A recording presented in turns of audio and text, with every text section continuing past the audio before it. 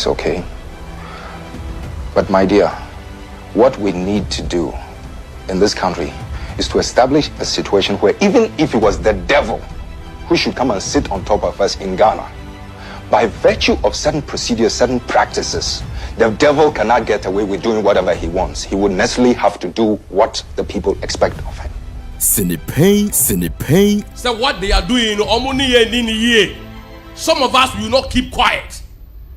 Some of us will not allow you to destroy this party. No Pein.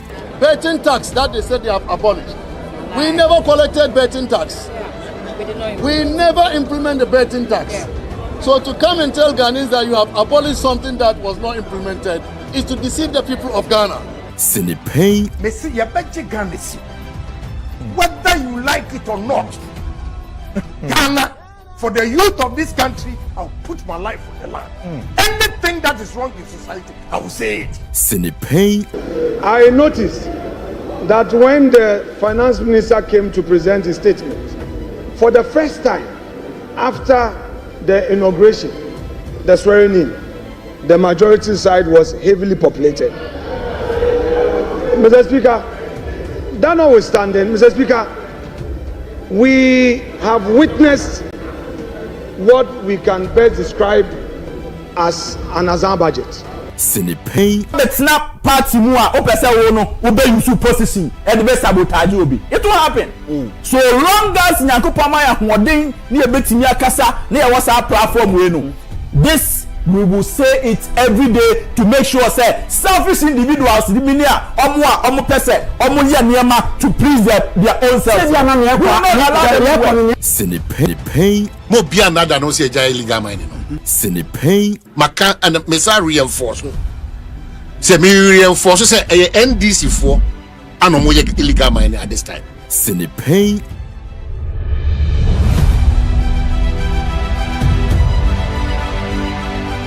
No Pein.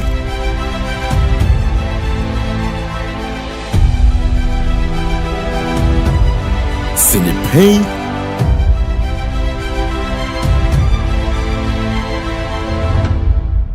No Pein.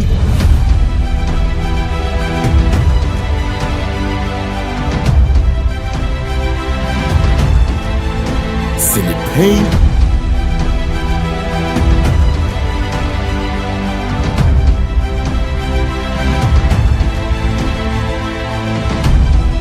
No Pein.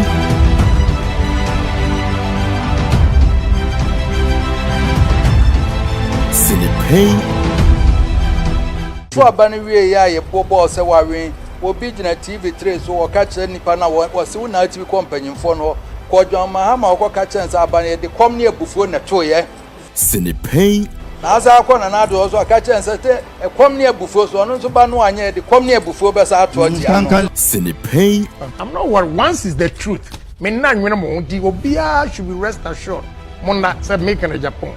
The truth will always set me free. No Pein. We can vote people in and out. Personality is okay. But my dear, what we need to do in this country is to establish a situation where even if it was the devil who should come and sit on top of us in Ghana, by virtue of certain procedures, certain practices, the devil cannot get away with doing whatever he wants. He would necessarily have to do what the people expect of him. No Pein. No Pein. So what they are doing, some of us will not keep quiet. Some of us will not allow you to destroy this party. No Pein. Betting tax that they said they have abolished. We never collected betting tax. We never implement the betting tax. So to come and tell Ghanaians that you have abolished something that was not implemented is to deceive the people of Ghana. No Pein. Whether you like it or not, Ghana, for the youth of this country, I'll put my life on the line. Anything that is wrong in society, I will say it. No Pein. I noticed that when the finance minister came to present his statement, for the first time after the inauguration, the swearing in, the majority side was heavily populated. Mr. Speaker, that notwithstanding, Mr. Speaker, we have witnessed what we can best describe as an Azan budget. No Pein. It's not party mua. Opesa wono ube yusu position. And the best sabotage obi. It will happen. So long as Nyankopama ya hoden ni ebetimi akasa na ya WhatsApp platform we no. This we will say it every day to make sure say selfish individuals the minia omo pese omo ye niema to please their own self. No Pein. Mo bia nada no se jai illegal mining. No Pein. Maka and mesa reinforce. Say me reinforce say NDC for and mo illegal mining at this time. No Pein.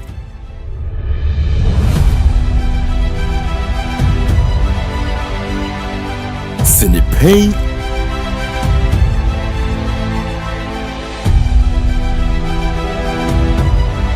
No Pein.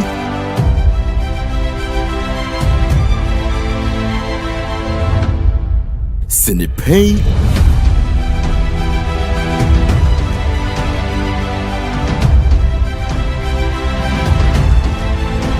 No Pein. Good afternoon. Raise to the power 30,000. Ebusia kai national so say enso ya da foforo ya yankopon tiase for the adom yen. Check with your time. It's exactly 7 minutes past the hour 2. Ebra so say ye dis sinupen dwumade no ye de ebra wo. Sinupen ye kano sania etie. Ebusia sade dwumade no hyehye etie no sa pepe na nso so ye kono. Ye hyase a ye de editorial ebebrɛw afei Ghana nkomo enede ebe hold on. Ye be start dwumade no right after editorial na ya hyase atoa so akwanim kai national so say enkomo ahodo bebre egu pono so a ni nyina no ye behwe na yetimi edi ho enkomo.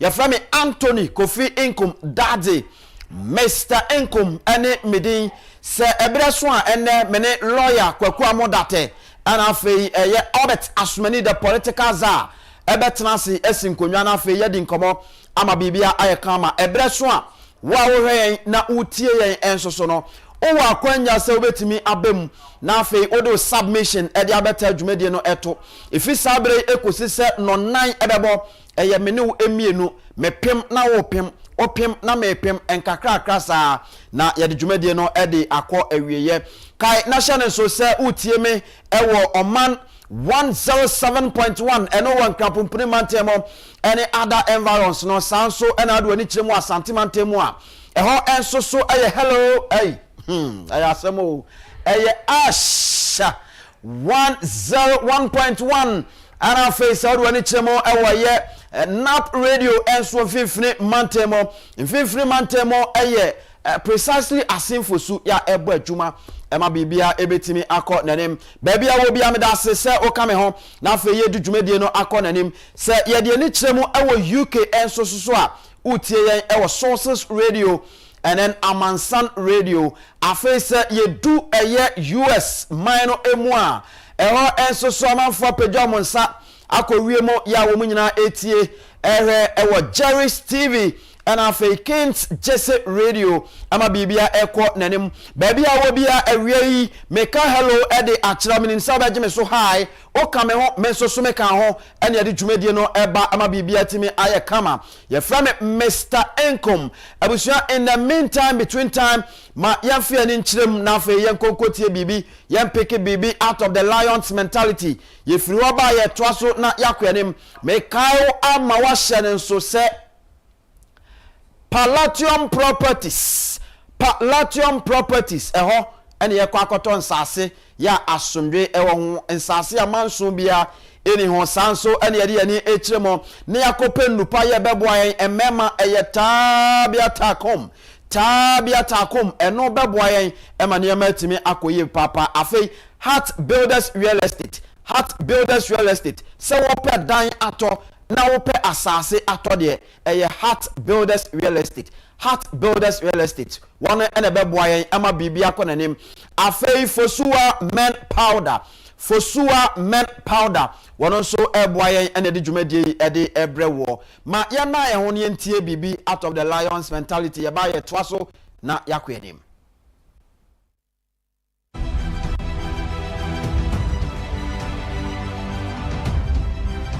Competence.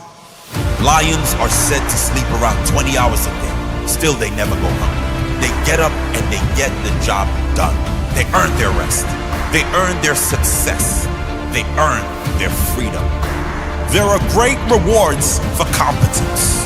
In life, if you provide more value to others than anyone else in a shorter space of time, you will be rewarded, and you will be rewarded well and often. It does not matter how long you work. It matters how good that work is. It doesn't matter how many hours you put in. It only matters how much value you've created. Develop yourself into a competent machine. Work on what matters in your life with laser focus, ruthless determination, and a burning desire to do everything to the very best of your ability. That builds pride and respect for yourself.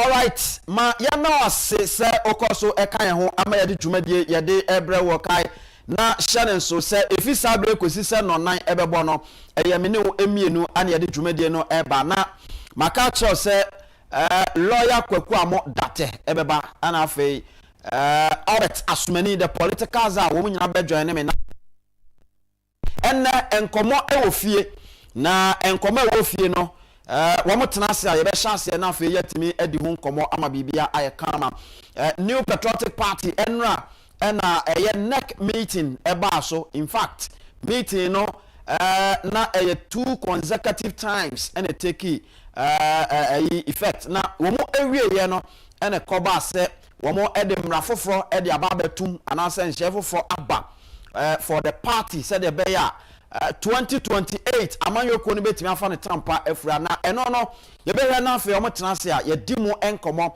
ama bibia aye kama but in the meantime amene eni nkomo kakra ye de ani kire eye 2028 elections no wonim say it is going to be a battle between the New Patriotic Party and then the National Democratic Congress, the NDC. Enti yegusu aye kona aye kono obia gusu awoke kan ho kakrakra. Meaning say somewhere 2022 ena odifo amwako ata prophet amwako ata e kan sembi say say nyankopon atwa mfoni bi e de akere no na mfoni nyankopon atwa kire no ene say nyankopon ya adoma efi 2028 ekono. It is going to be, I mean, say ye ka say bia ye pe obi obeba betena Ghana adwaso a amanfo ehwe ni mo say ebeye nipa wo mo eye business people. Enti o kan say I mean some key people or key personalities from the business community omo ba be take over.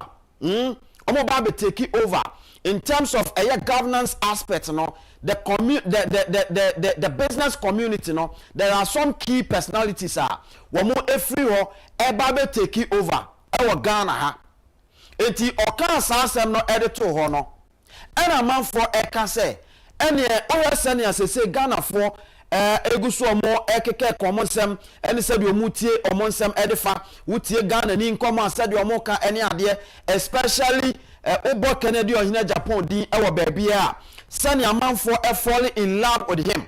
Now obusa I say because or a business person, because of the business ase 18 kofo hu ni say onoba be yo mampani a obetimi abo mo man for the tampa efra enti san komo no ebuso a ekoso as we speak me no mienu nyina nim say there are several personalities and political actors within the New Patriotic Party, no, woman nyina ayo omadwen say ompese 2028 no omontu franka edema the New Patriotic Party.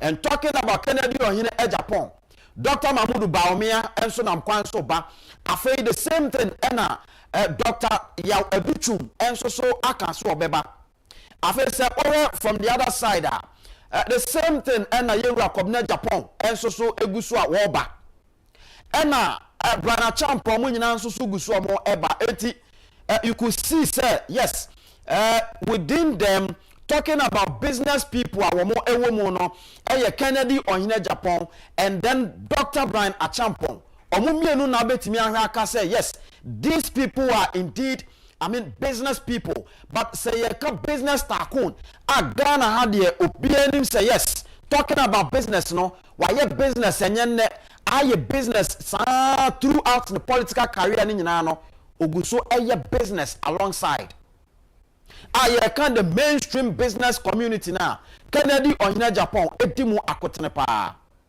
na sa business and common and a business personality and common and a good so ekoso politically each and all the media houses no ebe shase edi hu nkomo afese dia no eto nchen a ye nyina ye nim say it is going to be a battle between the New Patriotic Party and then the NDC womo ena eba beko na womo mienu ni nyina shase so obi apeso opposition ho woko NDC mu sesi a Johnson Esedun Ketia General Mosquito ono epese oba after the same thing enso so na you could also see say Julius Debra ono so epese oba. Currently he is the chief of staff for the NDC and I say government or wakonya so say ono so epese oba na enkomo bi ekoso ewo baabi enkomo ekoso no say oye New Patriotic Party ba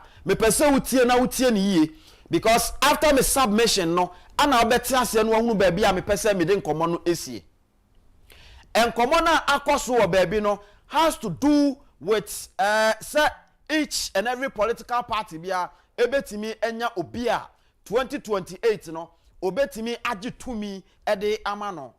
None of the political parties and why na adwene say opeso present weak candidate sa candidate no sabe all cause ono de okobi akeke but obi apeso present candidate okwa okogitumi ede amane na manyuko no. That is exactly what is happening na ade ba kwa say New Patriotic Party ma eshen so and say we are talking about Kennedy Ohene Agyapong.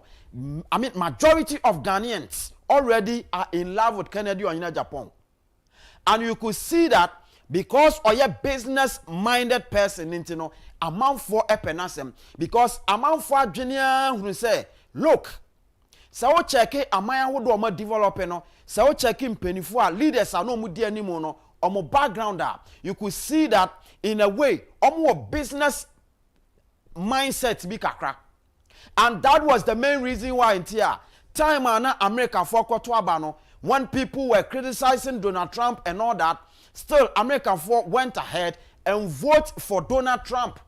So made your name as president.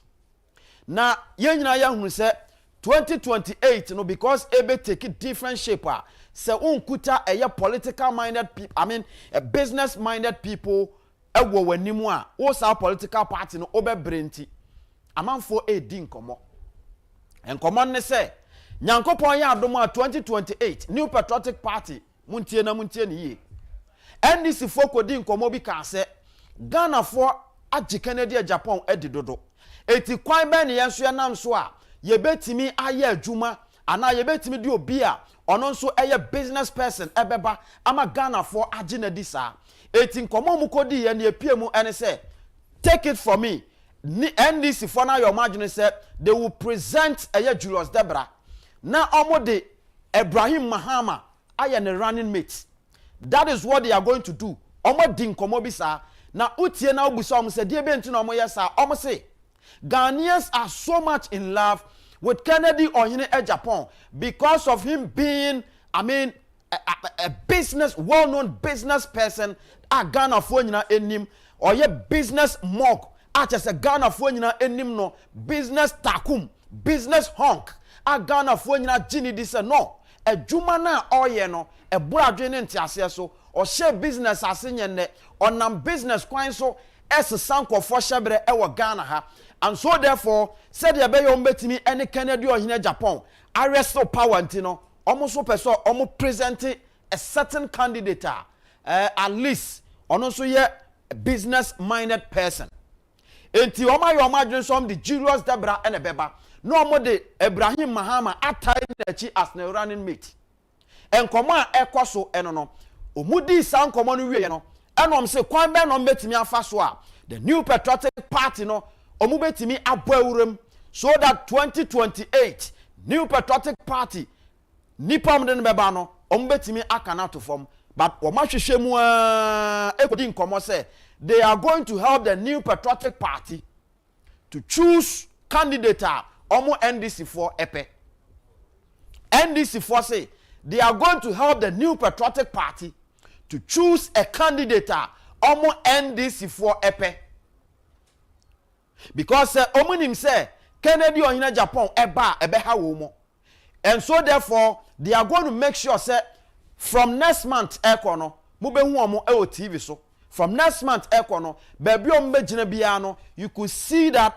omo e catch New Patriotic Party ni say candidate wey na mo de ne ba ebe boa mo show obi a yen no eba ekwa kansi na so otimi akwa gina baby e kire yen say candidate wey ne ye de ne ba ebe boa wo a o ye badwene ba ya busa ho say eden adwene na nkofo no wo adwene ben na ba omutrim politically what are they thinking what eden on person mo ye what are their plans enti eno na say wo New Patriotic Party baby ya no as I say de hye wadwenem now ma wani bre say in 2028 the New Patriotic Party it is going to be of a business and business because someone will say already Kennedy ohina Japan Ghana for na jinatum because of oye serious business person baby obegina bia no ohun business e wo ho baby obegina bia ohun say saade we ya eduwe beba enra time a okọ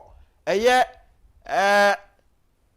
Accra Technical University oka asem bi wo ho oka service ni service next time saade we me count to trim we share me na ye mienu ye di nkomo no na meaning say all the most certain problems be e wo de betu manim amfa ntu manim de but me ankasa metimi ehunu enti right there an wo sha ase say nia opese oye na otimi ede boa wo mo anasa problems a ono hu ye e wo ho no e kwan yo metimi afa so na wo matimi ama na bem e kwan yo metimi afa so no mama etimi aye papa no o sha ase se okangu ho ohun se enkwala ni hia machines omu hia certain machines a ebebo omo matimi de asua de se de be ya enkwala no ba bonten a I mean automatically Ghana fo nyina benya omso emfaso oman no ebenya omso emfaso that is what we are talking about somebody who will see business opportunities even baby a yehunu say a higher problem packers here edemo oman no ono nko aduru ho a obetimi ehunu say no we eye opportunity edema yen because oye business minded intino obed govern oman no as a business entity and automatically on mine be sha say onya mfaso on mine no at 10 pesos e kwa akoto a on mine be make sure say 20 pesos on obetimi enya wo ho so on mine no the 20 pesos e kwato ha obe make sure so benya 40 pesos e wo ho that is what we are looking for a mine kayo mutu mpon ni nyina no eye saa kwan no eno omonam so eye saa kwan no omonam so in 2028 elections no it is going to be about business and business. And to say we a political party.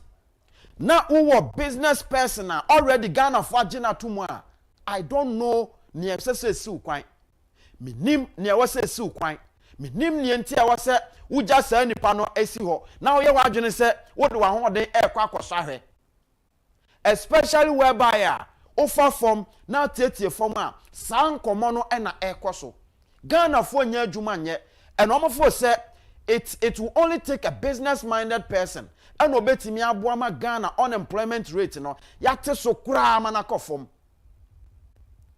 enti within the NPP ne de obia nim se Kennedy ohina Japan e wo soro e chen obia talking about business minded person talking about a business hunk we are talking about Kennedy ohina Japan abusuya we ne nkoma eda ho me say from next month ekono watch and see also radio also TV you will hear a key NDC people talking say wei na mo de ne ba ebeboa mo wei na mo de ne ba ebeboa mo saa na mo ba beye de ama mo said de beye a wo de ne ba onim so betimi abiti saa nipa no. That is exactly what is going to happen. It's a new patriotic party, especially the delegates.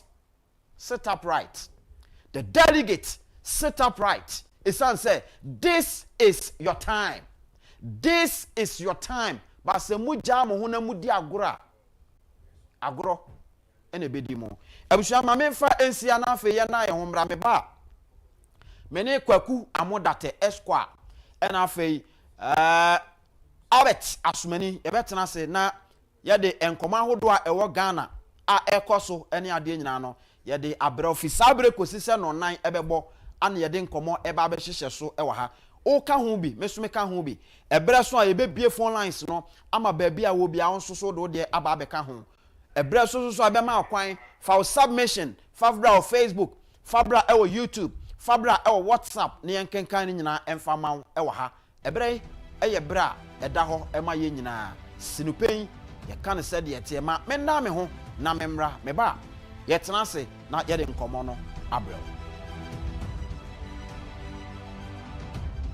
so abani wie ya ye bobo se wawen obi gina TV3 so wo ka kire nipa na wo se wo na TV kompanyimfo no ko dwama ha ma wo ka kire se abani de kom ne abufuo na to ye Sinipain.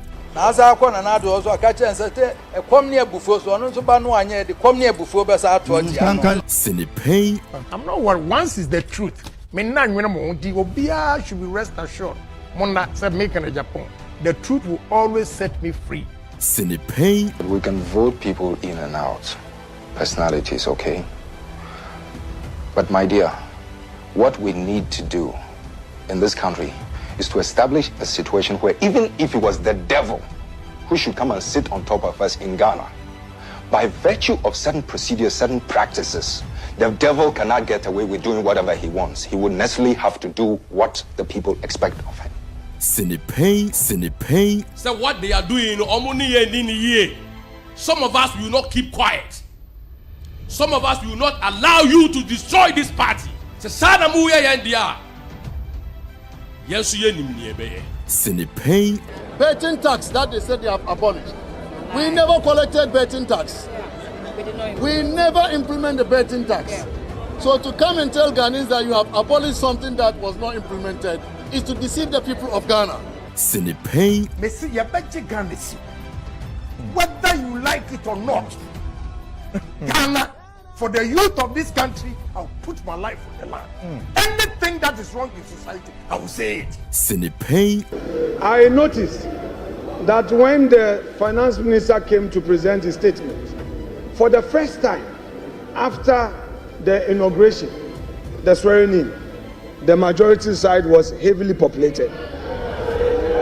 Mr. Speaker, that notwithstanding, Mr. Speaker, we have witnessed what we can best describe as an Azan budget. Sinipain. But now party mu a opese wo no wo be use position e de be sabotage obi. It will happen. So long as Nyankopon ya hoden na e betimi akasa na e wasa platform we no. This we will say it every day to make sure say selfish individuals the minia omo pese omo ye niema to please their own self. Sinipain. Mo bia nada no say jai illegal mining. Sinipain. Maka and mesa reinforce. Say me reinforce say NDC for and mo illegal mining at this time. Sinipain.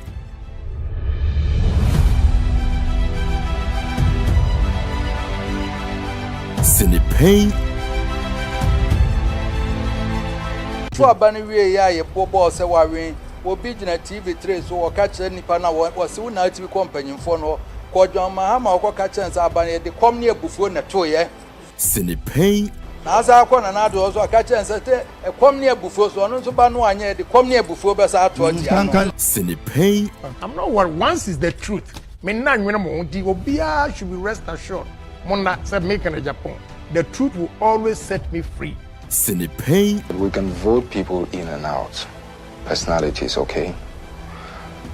But my dear, what we need to do in this country is to establish a situation where even if it was the devil who should come and sit on top of us in Ghana. By virtue of certain procedures, certain practices, the devil cannot get away with doing whatever he wants. He would necessarily have to do what the people expect of him. Sinipe. So what they are doing, some of us will not keep quiet. Some of us will not allow you to destroy this party. Sinipe. Betting tax that they said they have abolished. We never collected betting tax. We never implement the betting tax. So to come and tell Ghanaians that you have abolished something that was not implemented is to deceive the people of Ghana. Sinipe. Messi, you better Ghana. Whether you like it or not, Ghana, for the youth of this country, I'll put my life on the line. Anything that is wrong in society, I will say it. Sinipe. I noticed that when the finance minister came to present his statement, for the first time after the inauguration, the swearing in, the majority side was heavily populated. Mr. Speaker, that notwithstanding, Mr. Speaker, we have witnessed what we can best describe as an Azar budget. Sinipe. Betna party mu a opese wo no obe use position e de be sabotage obi. It will happen. So long as Nyankopon ma ya hoden na e betimi akasa na e wasa platform we no. This we will say it every day to make sure say selfish individuals the minia omo pese omo ye niema to please their own self. Sinipe. Mo bia another no say jai illegal mining. Sinipe. Maka and mesa reinforce.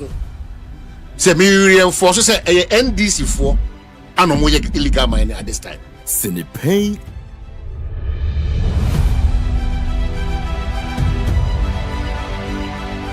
Sinipe.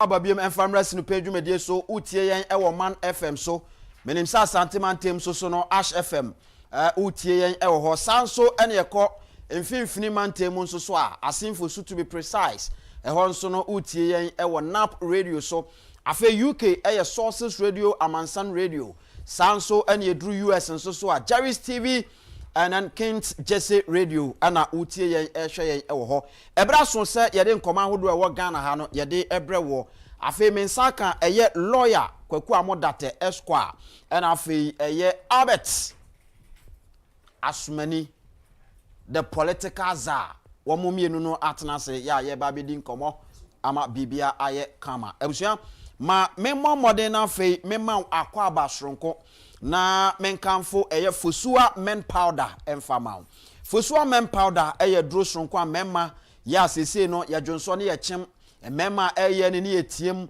memma eye ne ahoden ewo fom ene ade no eno ene sese ye nsatimi eka bie mepacho ba bia ye ton edro bia de oduru ho a Fosua men powder onsa betimi aka bi na bia na pese utu no dodo so na okokoton ho a mepacho achimota ye wo St John's CFC eno wo Eco Bank nchen ho sanso ene ye wo Kaswa enso so no onsa be kan e wo Modern Herbal ye ne Farmer Trust ene wo the same building mo afi se odu ani kirem wo tema so so a Little George Health enso so no e wo Community 5 e wo tema Community 5 sanso ena Achimota enso medical ka kire Sauba Madina Queen Adepa enso so e wo ha ya obetimi enye ndro ni bi ato ewo no frɛ yen na yenni nkomo ewo 0244 017 097 0244 017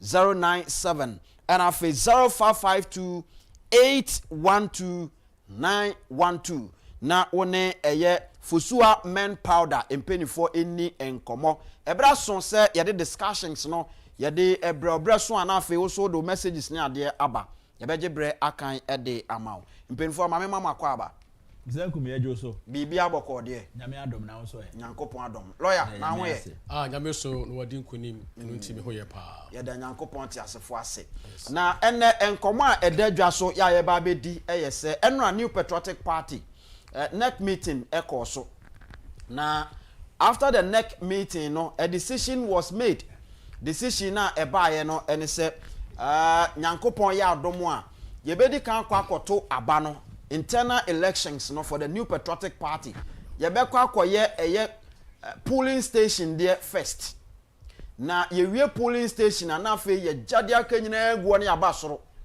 ne aba beto flag bearer de no ansa na ne aka no eno nso so atoa so na sankomo ye nkomo bi a New Patriotic Party ma ebinum kasa ebinum ye nyombe ya na ya besi nkonwa de kwan bi aso ye nsore no obeti ne awobi anso ewo edeka ema bibia akọ nanim Albert mame hyase emfemfri wo na me hyase emfri mame hyase emfri Albert wo na me hyase emfri Albert wo na omie ano emfa mame na yehunu sene a etie okay lawyer kwaku amodate mame hyase emfemfri ho enra dwumadie no ekoso anope ye unse wakasa ewo Oman FM wadi nkomo ho wasa di nkomo etoa so saa ne ade a ma yentie mfiri ho no decision na ba ye no wankasa wo ye party ba ofa ne sen yo edi kan no ma memfa sa akwanya sonkwen so na menchia ye tiefo ene ya hwefo nyinara ya omo hweyen every day on Netu ena Oman FM almost TNA ewo NAP radio in the central region any Ash FM ewo Santimemo nafe sources radio so efa ena Kings radio ewo New Jersey United States of America any other affiliate stations of Kencity Media medenchia sronko emamo ewiai na fe wo se de nyame asusu bio se wahwe honorable Ken so Kennedy or Agyapong 65 years 2 days ago you celebrating waha nendra so odi nanim onyam kota emabunachi ewo Accra Technical University echro mo how to fish, how to do business, and how to innovate, creativity. Chemo frano ekwanya ye faso sebe ehye enwuma ebeye nkonimdifo ewo maimu ene anopai ye danyane ye no yanti nsemo a sebe edi empuntuo ana edi nkambo mu eba party ni mu no ye koti a ye say bibi the top down elections approach. Yeah, you better abandon free primaries no free. The presidential primaries, flag bearership race. You better polling stations. Now you ja infinfino da also tokro and them. Na say who see die cry, na say o tokro dem finfin na who see ase na tokro dem finfin na boss wa. Say and from mabo a home tour. Edan no be dweragu yanten sempa enu ti na ehu hia se ye be sorry na ya kyerɛkyerɛ empani na ya kyerɛkyerɛ party ma trimupo a ewo ebinum adwene mu ya omaye omadwene se on be hide behind the veil say oh ye penkabomu oh ya pese ka party no ya kambo mu ya wo position die mo man hihye enema yie mo be nya thank you to supposedly na ye nyina ye kambo emra adwene ni trimu po a e wo binimu trimu no enye sebe adwen papa enti me aha me wo ya me kasa no me kasa as an individual, me kasa as a member of the party, me kasa as a lawyer in the party, me kasa as a constitutional lawyer, me tinya me biase. Enti emre asu se ye kire party ma se Kodua Justin Kodua nana binum any microphobia bo party bo one neck no enema bi a omo ye anamo bi a omo tu no sebe. For me, I don't see any sense, wisdom in the approach of Omoye. On person with the party ni femu. Now, if you go back to history, since 1990, yeah ba ye to aba 1992 approach ya de be ye flag bearer adubu ahen no na from bottom to the top approach from the polling station executives echo electoral coordinators we are to constituency we are to regional we are to national afe to parliamentarians we are afe to any pa sebi party ni dono sebi ni ho akono sebi owo nimdie amapa ya obetimi di party nanim am ya face any presidential election since 1992 ya wakwan ya faso edito yaba the same akwan ya faso 92 no the same akwan ya faso 96 the same akwan and the faso 2000 the same akwan and the faso 2004 the same akwan ya faso 2008 2012 2016 2020 2024 edie ben na eba sekire jamase ya enunti all of a sudden musi enipa no a ye fa no so onante ye ma ye duru pempenso a party na duru no afei de sa nipa no sa procedure no sa ekwa ye fa so no ye nsi ni trase na sa wonam ne nyinam say the normal way ni say ye wodo nan ye di ye niji kosun ya yaze na o to sa na una na de nante na afei all of a sudden udru street no so no wa wutie mi utu upia bonten no na o hia nipa bi a ni tiri esi form na ne nan e wo wiem na odi ne tiri nante a unwane ubedwane. That's exactly what they want to do. That's all about capside idea no. We told you this. Tell me your presidential promise. Me radio should catch them say party no thank you to supposedly. But where is the running mate? I asked this question several times. Where is the running mate? Where is Napo? Me busa question ima ye Fred and a B. And when a B be catch there and say party no ama Napo a different assignment. And I me catch them say Napo nam Western North. On Western region, Western North, Bono Wahafu region, and the Oshia party penny for chairman, regional secretaries, etc. And they share one more dream say. A dru say ya kotwa banwa, omunya omumwa. Na yan twa banu fi na pampam yan to presidential primary. Busu seb say yan for presidential primaries. Yan two here and sana all the internal elections are here no. I told you guys. I mamo preemption. Say omutirimu ponye because of their private and personal interest, not the collective interest of the party. Now you can't almost say, oh, lawyer muda turning a man FM4, and then a mo person motite party ni mu. As someone of man FM, as someone the two you can't, as someone Kencity you can't no, and no then right tell who asem no. You can't tell us I do want mutirimu ni. I started with the chairman Sabonsu. All of a sudden, what the report to buy.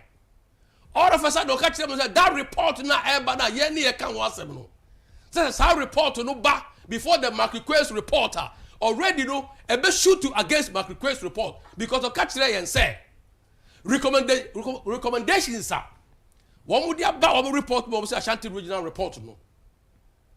And no nebe the national road map. Almost at preach idea way. So see Debbie. And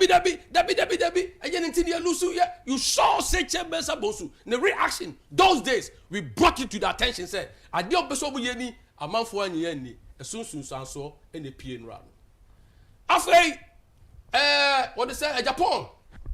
Agyapong. So start here. Be on the constitution of MPP. Say MPP in this self no is a creature of law. NPP, I guess a free and a bio. Yet the mrapon share MPP and they find the constitution of MPP. Come at Japan on constitution in the home will be a day in the bus actually Jamase. Ya on nim se MPO tabo nipa 17. Sorry say. On person will run the presidential primaries no. Yeah, you see the old system of top up, bottom up, grassroots levels. Yet they swell ya bedru the pointer Any past 17 years, go say got to aba. And that akufo-addo the flag bearer of the party. That same system, that same mechanism, that same approach, and here you have seen it. All of a sudden, from nowhere, Yantia Dienase, Yakodanya, Justin Kodria and his group, Muse, suggested say, a recommendation say, Yanko National Congress, Yanko decided whether or not say what's here to from Esro to form. Meanwhile, already you are forcing this idea on the party. Justin Kodria and his group and his gang. You are forcing this idea on the party. And they say, you see, my senior Davids, chairman of the Constitutional Review of the party, Frank Davis, omo buy and omo recommendation, they say, Sir Special Electoral College, you know, MYA, one of the recommendations, which I do agree in total with him. And almost say, the presidential promise, you know, Yantun early, Yantun in term. Now Yantun in term one, must Yantun first. You don't understand the word early. Now early, all of a sudden, you know, Abaya first. Yantu presidential promise, you know, in term. Name on we should ensure, said the internal processes, you know, internal elections now. I was say yeah, polling station about one. Employee increasing number from 5 to 7. They suggested that. Now for young former position holders, you know, like former MPs, former MCs, former DC, whatever it is, you former Banibi. But you started from her. Now you call electoral coordinator, so near to constituency. Send your name teteno, Sana committee, no, and suggested here. Then would you gigi say you to say, why do they want to do that? I think I bet to address that from the constitution. I think why do they want to do that? For expansion be an ever. Because my request reporter are so secretive. Yeah, nobody can quote from it. Only one except or no a year fair they say that's the Kodria. And sometimes Dr. Maud also quote to from the mark request report. Adia on for one new here, Adia on Kayeno. Some men kind Bible that I can't quote from the Bible. Some men kind constitution that I cannot quote articles in the constitution unless of course I am familiar with the articles and content of the book. And some Matimia quote to from Exhibit A. Otherwise you cannot quote. But Ubomia is quoting from the mark request report. But I don't think my brother Jaku has seen it. I don't think sir I don't know who be. And nobody has seen it. The mark request report. But Justin Kodria Dems, you are quoting from the report. Others are quoting from the report. The report says from based on what you told us, they say they need an expansion of the electorate. Now, Omun decide who the flag bearer is. Now, say to identify person to see how you now to near a tossum you know and ye. To near tossum yansa and ye. The tossum 9 year. Ah, Obedok to the tossum crew. Yes, say Adibon fit asem kra Nyankopon ehunu se akola kra no ansan ba be penin na se o hyase yes en kakra na de asore enti bibia wo na hyese ekosi na wieye na ko hyase afia wieye de aba hyese de na so hyese mutie asem ye kan da bia ye kan wo ha but person mutie ne say we are not intent we need adwin bi say ye we ka bibi abo party ne mu ntokro na mo party panifo ne ma omo ye no se nye dia ye betwi won madwene asi ensem bi so onyame ba ye na wiase ayesum onyame anka se eduabra onyame anka se jatabra or say let there be light because we said the foundation of everything, no, the light, the sun is going to be the source of energy. And everything is going to depend on the sun. And to upbuild everything one day at a time, step by step, logically and sensibly. How come say Mudia we two presidential anyway? Now whoever wins the presidential primary, you know, or be absolute power to control the remaining. Sana huno. Sana mi huno. Because there was a submission says Muamudi the main candidate and the two main protagonists no mudi omachi no as a mo ko e wase nti se ye no wo soro ho ewia na chese e form nadwo. Does it make sense? Does it make sense? I didn't know the past 17 competition no. It came to neck to deck. Yeah, Alan ni nana me nu. I didn't know time ye to aba no wie no de. The following a year I bet to aba no o man ka say ene yen capside ne. Ye see ni trase. Obi pra obi. This is competition. Election beer is about competition, and the competition brings out the best. And even in marketing, say critique competition. Na competition I did the best about there. In our party, so a konya to fie na say prayer. E ya hwe how this year no. Omo praise our konya no. But the best will always survive. And to mamu nya sisters be say and when the catch say are there more on competition na me brother boy jaku wajaye onya ye. So why are you narrowing the thing to say there are two strong poles? Two strong poles, you know, and I'm saying, you know, a constitutional idea, a form with the core of the party, which is freedom in development. Freedom means freedom of conscience, freedom of association. What you say? And he said, if there's freedom of conscience and freedom of association there, and freedom of expression there, why don't you want the base to express themselves? Why don't you want the letter of the Constitution, the spirit of the Constitution to rule? And you are traipsing upon the letter and the spirit of the Constitution. Why? Why? If it is so bad, I dare the ayah that the two besine. Justin Kodia, Adain, what do you want? Tell us, what do you want? And until you do the right thing, you know, we will be at your heels for you to do the right thing. I want to say the right thing. Oh, yeah, and a party, who party to go about the coffee with the buy, what they didn't want to bear fear ho, and now they all are ready. And it's a one year money ye from the word go. Now, person which chip a bill sa, Mupasa mu rock our free ya bati, Mupasa mu yen maybe a ensem fata. Mupasa yamraro, mu sign at team a pansam na.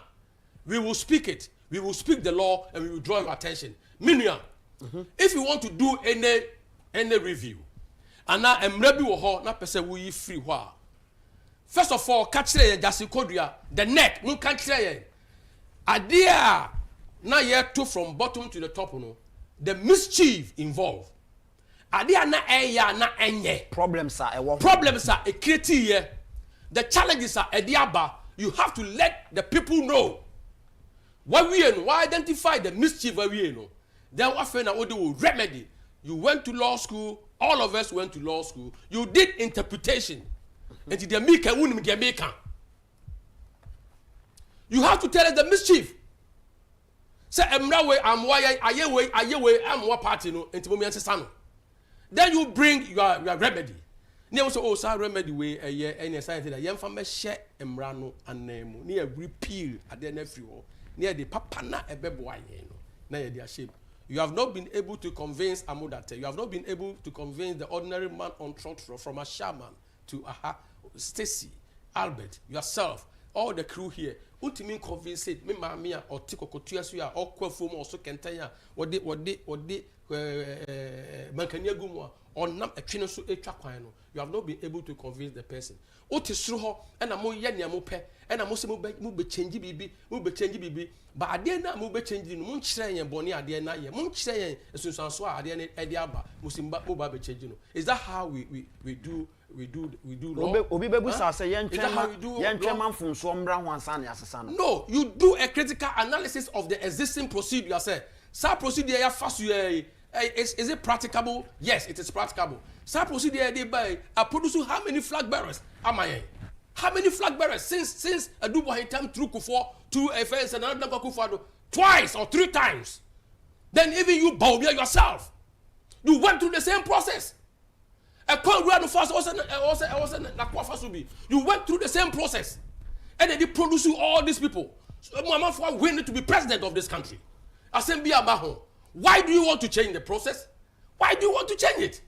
And who changing the cross so now? Was young to presidential and Mura now you're 2 minutes Justin Kodia and a B and then more no some more when here. Munambe decide who should lead the party for the new executive to come and follow. Does it make sense? Does it make sense? If it doesn't fit, you must acquit. It doesn't fit, you must acquit. Johnny Cochran told them, and I'm telling you the same thing. The more you say, "I who's as one M party ni mob." The more you say, "Nye collective, ayi na more ya bebo party for our future generation, the generation unborn." Now the more you from a personal interest there, then some of us, some of us, we will not sit down. And my mom to party no, sir. Party no, yes, you know, can be. Huh? You know, no can be. And the baby catch on say Victor Wusu became a flag bearer in the 1970. My cousin became a flag bearer in the 1970. But when we are telling the history of MPP, your money din, me body din, me our resurrected spirit. The way you treated him, I will not allow. And you traho, and my move just call you and few of you the gang. I'm a far party no, and say no. For your personal and parochial interest, we will not allow that. It is obvious to only a Kasani to say yeah, and just say we are speaking with passion and love for the party. And nuti so be a far party the air cosino. System a producer President akufo-addo. System a producer akufo-addo of Czech. System a producer Dr. Maudu Baumia. Adentina a do and Chiriba Biso. Adentina do Yadun Binu.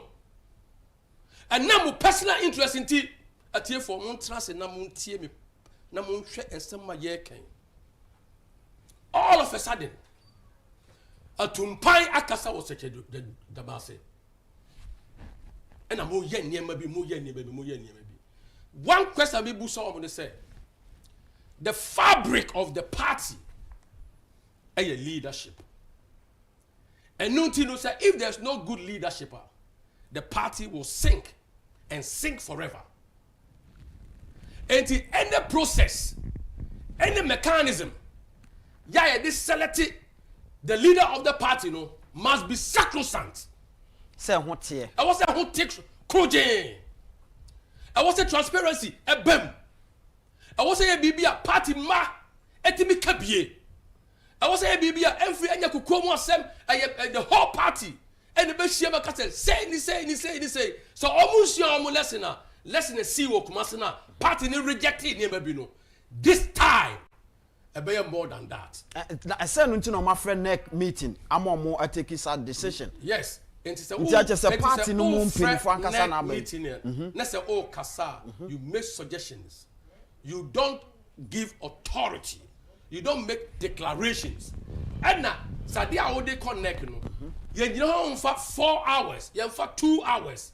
Your time normally decided he said, Sadia where you bay say no, was it a reasonable time? Look at the time. There was no any thorough deliberation. I want the core, the fabric, the root of the party, and here thorough deliberation. Let's move back to a vote and move vote to you. Yeah, and nay, and nay vote. And nay type of vote and yeah type of no vote, Ubetimi they decided Bibia. Ubetimi making or break the party. Can you do that?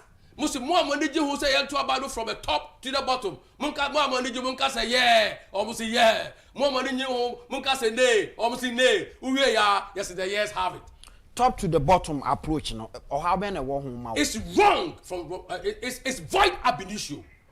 It's void ab initio. Even if you are building the pyramid, you don't start the building of the pyramid from the apex down. It has never happened in history before. It has never happened in history. What I say, who started from the apex, ne wa to presidential we, auto presidential we are, say you first of all, we two way, I see how we polling station we, we have about to presidential. Is that how it is done? Oh, Bonipa, Udika Boni 209, and some of the Yamuni. It is a big no. It's a big no. It doesn't work in any system. Obi or your system analyst will tell you say it doesn't work. And then Busa was oh Edria and see what the route to the and man the tea form ube dani. Who share ni panel the 3C form, then the nabe ube dani. I deal with your usual unless of course they can justify to us. why it was almost to a hakakrewie no be hurako and stand all about. Is that how we build, even chess? Is that how we build systems? They should go back. It's not only me.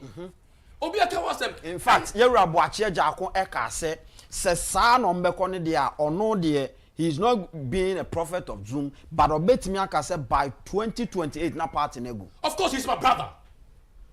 He's my brother. And the blood that runs through me is running through him at the same time. What I say? It's running through him at the same time. Ni papa si for, ni papa si for, if the same clan. Until we think alike, we reason alike. And nothing that young trauma will make this to a party no, for the future. Also 2028. If you make set decisions, now on transit kwanamu again by on transit who ye and papa mo ye or musa mo question say or person chesa abana or move vote 2 year no. How many numbers? Number ben no munya for omo kan yes. I'm asking him, I'm putting him a question. Understand? Say also what to aba? Am I yes I win here? Tell me the number of votes.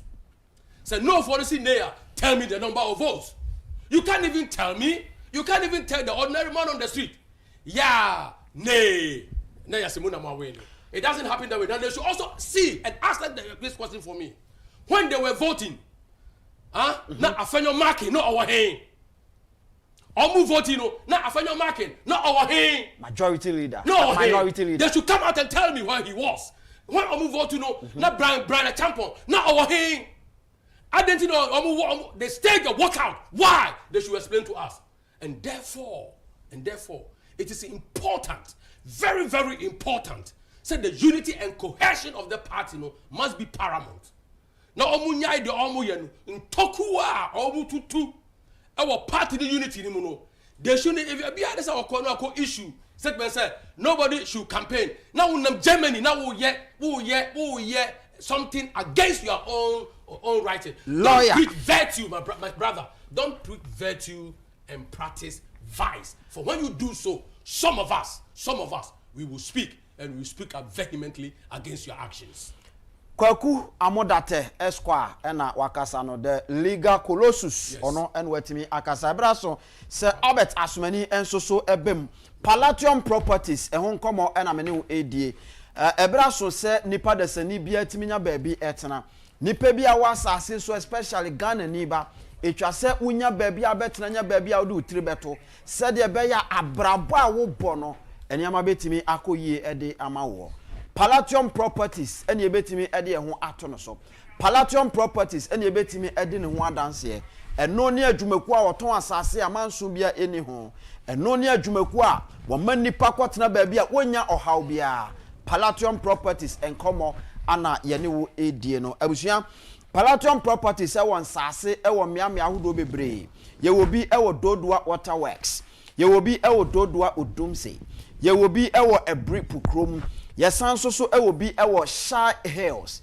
yesan so e wo ensase e wo East Legon Hills abusua ye wo mu ne se ye ne asase no se ye twamanwa e 20,000 Ghana cedis 20,000 Ghana cedis no yes it you just 5,000 Ghana cedis right after see what you have 5,000 Ghana cedis no shase na ya o project shase na ya o project ekosi se nyankopon ebeye wadom one solid year na afa utua de aka no enkakrakra se umpewe ya minim nia opebiem na ade ba akon so Palladium Properties ye ho adwuma ene se ebia na wankasa wa asase unima asase ne kese yebetimi aye quantity survey no ede amaw yebetimi aboaw ama asase na bia wato a opese oye o project no yebeboaw amaw ekwan a wode ebefa so na waye ema asomdwe aba ho abusua se bia na wa wusi ufie aduru ba bia usika sema ho den apemu a bra Palladium Properties nchen na wo ne emedi nkomo ye beto aso amaw na ya maw se 10 years o 20 years o na wutua ne kakra pe ye kira kwan ewo ye Madina ye wo Rich Junction ye ne Marina Supermarket na eben ho frɛ ye ni nkomo ewo 0243 35 4100 0243 35 4100 and afei 0551 499 919 0551 499 919 Palatium Properties na woni yen eni enkomo Albert Asumani enso so ewa ha ya wono nso so edna no ebetu nkomo mu opani maame nsan embra wo nchen biem baby a lawyer e hya ase eni baby a ode ba besi ye no onso so kan bia wo kan sen wugitum ana wo de tesen Mr. Nkum me da ase na menchia etiefo ne ahwefo nyina MPP for several years in here omato aba eyi party mpanimfo police station executives are basic presidential candidate party no constitution no e was structure e de eto sa na ma we nyina ho I don't think say MPP for eti ho say amo person mo to aba bia they go and decide how amo person mo ye party the structure na ansana yakoto aba neck and MHR say okay about 2022 ye bedi ka akoto constituency ni ato region awie ni akoto presidential ye wi yako polling station na yako or they say from polling station to presidential. Yes. And this wo hwe ade a wo hoya utimu say clearly part in the constitution no chere the structure of the New Patriotic Party. So offer MPP constitution na copy ne kitame me san ewo ne soft copy wa from article 5 obi okita constitution ibia and follow me from article 5 it share the structure and organization of the New Patriotic Party. Structure and organization of the New Patriotic Party. And article 5.1 or say the party is a national party and shall accordingly be structured and operated on that basis.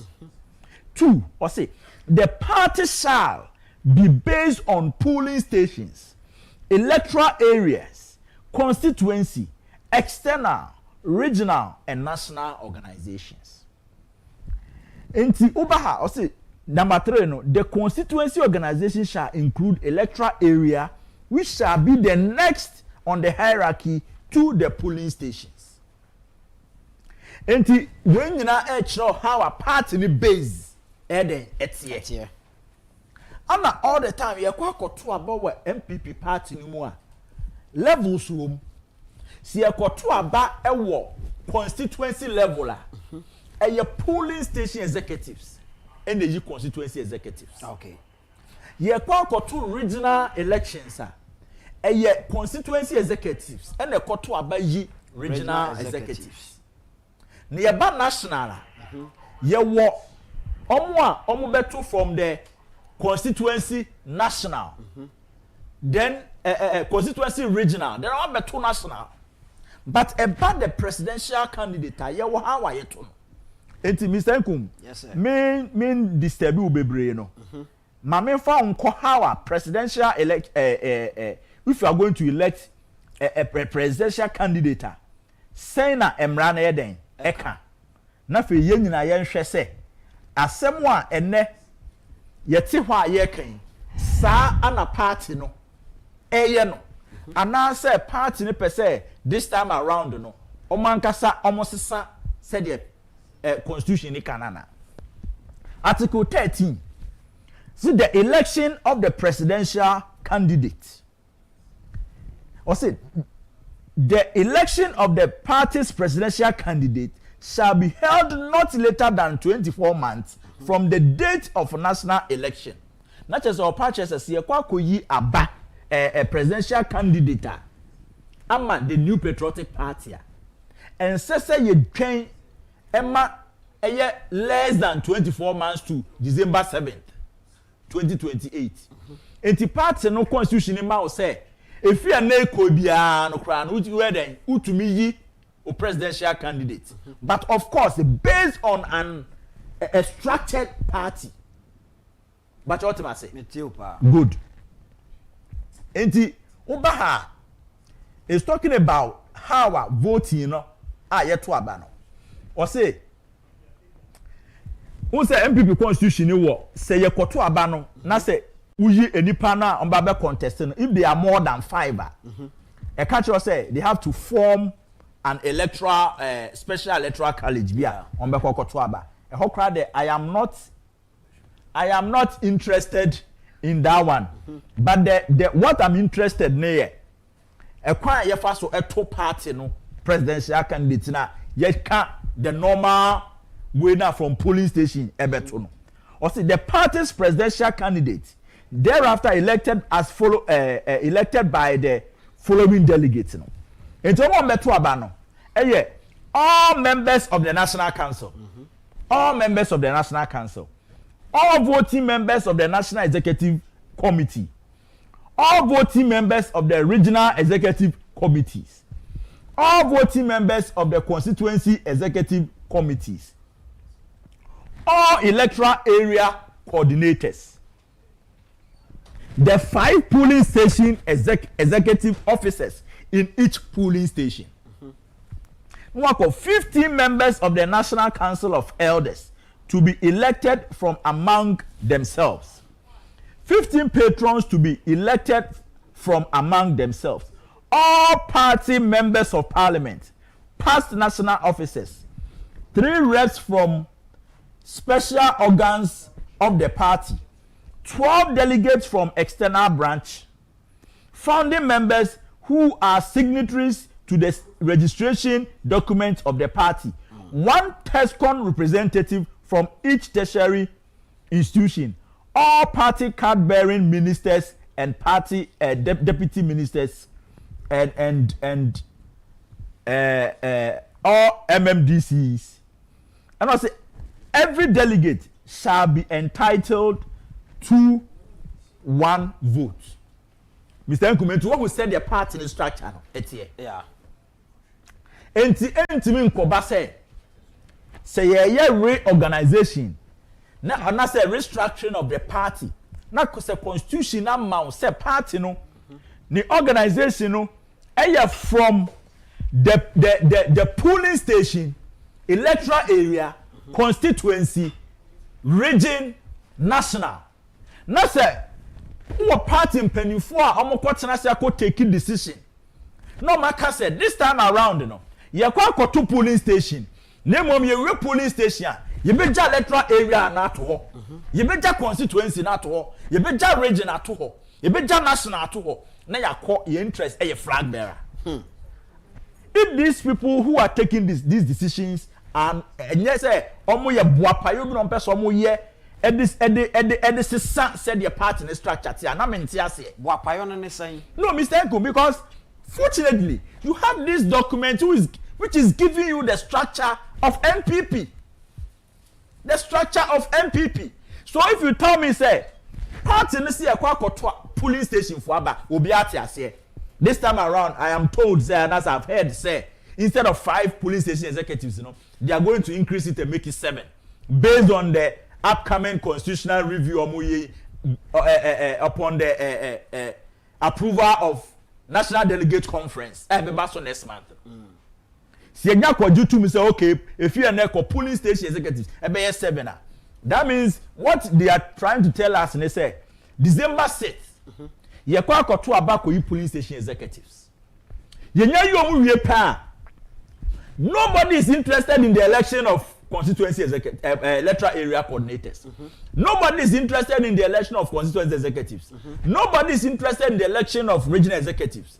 Nobody is interested in the election of national executives. Because that is what is the current idea of the sanity.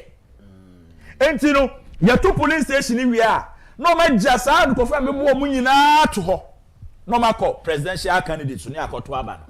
Ni we are ya sign aba electoral area biem ni aba beto electoral area ni asamba biem ni akwakoto or the same constituency ni asamba biem akoto region ni akwakoto national What kind of disorganization is that? And so say party ni pese oye ensakraya ofo say ebeboa per structures na obobo so no as so mutimi eye service ni nyina ewie constitution. That has been the norm. It has never happened in the history of the New Patriotic Party. Say yakotwaba ama ya to polling station at to constituency aja region po at ho abeto national da na nkambese yakoto flag bearer. What the mechanism? It has never happened. So what changed? Why now? Why now? Because there's always a first time. No, there can be a first time when you have a fresh constitution. Yede ato ho se yede ba be adwuma. Se yekoye ana yakwakoye constitutional review. And new constitution is effective 2026. SSA to polling station. Ewie ne yakoto or the same flag bearer. Near to the Akanan and then the party structure. Nobody has a problem. But want to me in case a party structure and constitution are prescribed at all. What the opposite ufa a seer the other, not to polling station. Name of Omian to electoral area coordinator, Omian to constituency, Omian to region, Omian to national. Now, young quarter flag bearers. Mr. Nkum. Young him say, party woman, member be our party be you did to say be a independent minded person. Okay. On one na dream and a yen ejuma obi a influence no. Enti say oh party a obe structure no. E dia kwa election in the year 2028. Na say obe say structure party no. Na mom obe say all the executives na omo mra so no. E ma to abani flag bearer. Na yakoto aba no omo ko. Na say new people ba. Sa old people na flag bearer no mu yiye no. Ana new people no me market no fa no ko yedwuma. Omo betimi omo ntimi o. That's the point. Until the thing is that adwuma na by 2028 election no. Enya flag bearer no kwa na ekoye campaign. Eye party machinery ni nyina na ye dey campaign. Until say oh structure party na. Untimi nka say oh o ka eye due for servicing. Waka koto new engine oil lagum ba won sound filter won check wo hwe eno an say uyi dirty oil na an old filter na bo ho no hwe new engine oil lagum total overhauling the your party no and you started from Asiawa police station ye to aba ni hwe pe the next aba say ye to enye flag bearer aba the next aba ye to electoral area coordinators ye to won hwe a. Then we move to the constituency level. Because constituency for no should eba to aba ayi original executives. Na chese ye hye party na free form e dia basoro. Eno na honorable Agyapong ka say de ene neck a prescribe. Akwa say ye sit down ye twa foundation no ato ho. Ana ye kwa ye de kwa foundation awie no. Ye kwakwobo dan ne so ansamponia be pillars what be that ubeti be twa foundation awie on top pillar unya hwe o se pese me bosso. I mean what kind of reorganization is that? It doesn't make sense. It doesn't make sense at all. What you say? Because say oh yeah party reorganization na say wo base na eno na all this runi basis wa you say oh adwuma pa na waye. But Mr. Nkum, let me tell you this. She, omo share ade we achi nyina they are selfish people. Neck ni nyina. Me say omo share this are proposal about we nyina. Take you from me. My name is Albert Asomani. They are selfish people. And he's saying they are doing all these things because of their personal parochial interest. They don't have the party's interest at heart. Interest in this party. Me see the people who are pushing this agenda don't have the party's interest at heart. All that they seek to do is to satisfy their personal parochial interest. Take it from me. Obia otna sia oje sa polling station yanko tunwie 6 December. Now 1 month later, yanko to polling station for about 1 month later no. Ye kwa to presidential abano. People want to use the party machinery to intimidate the new police station executives. Do you think it's intimidation? That is what they want to do. That is what they want to do. And we will see those regional chairmen who are bidding they want to become national executives. We will vote for them before we vote for the flag bearer. People want to capitalize on their positions in the various constituencies and regions, like the way they misbehaved in 2023.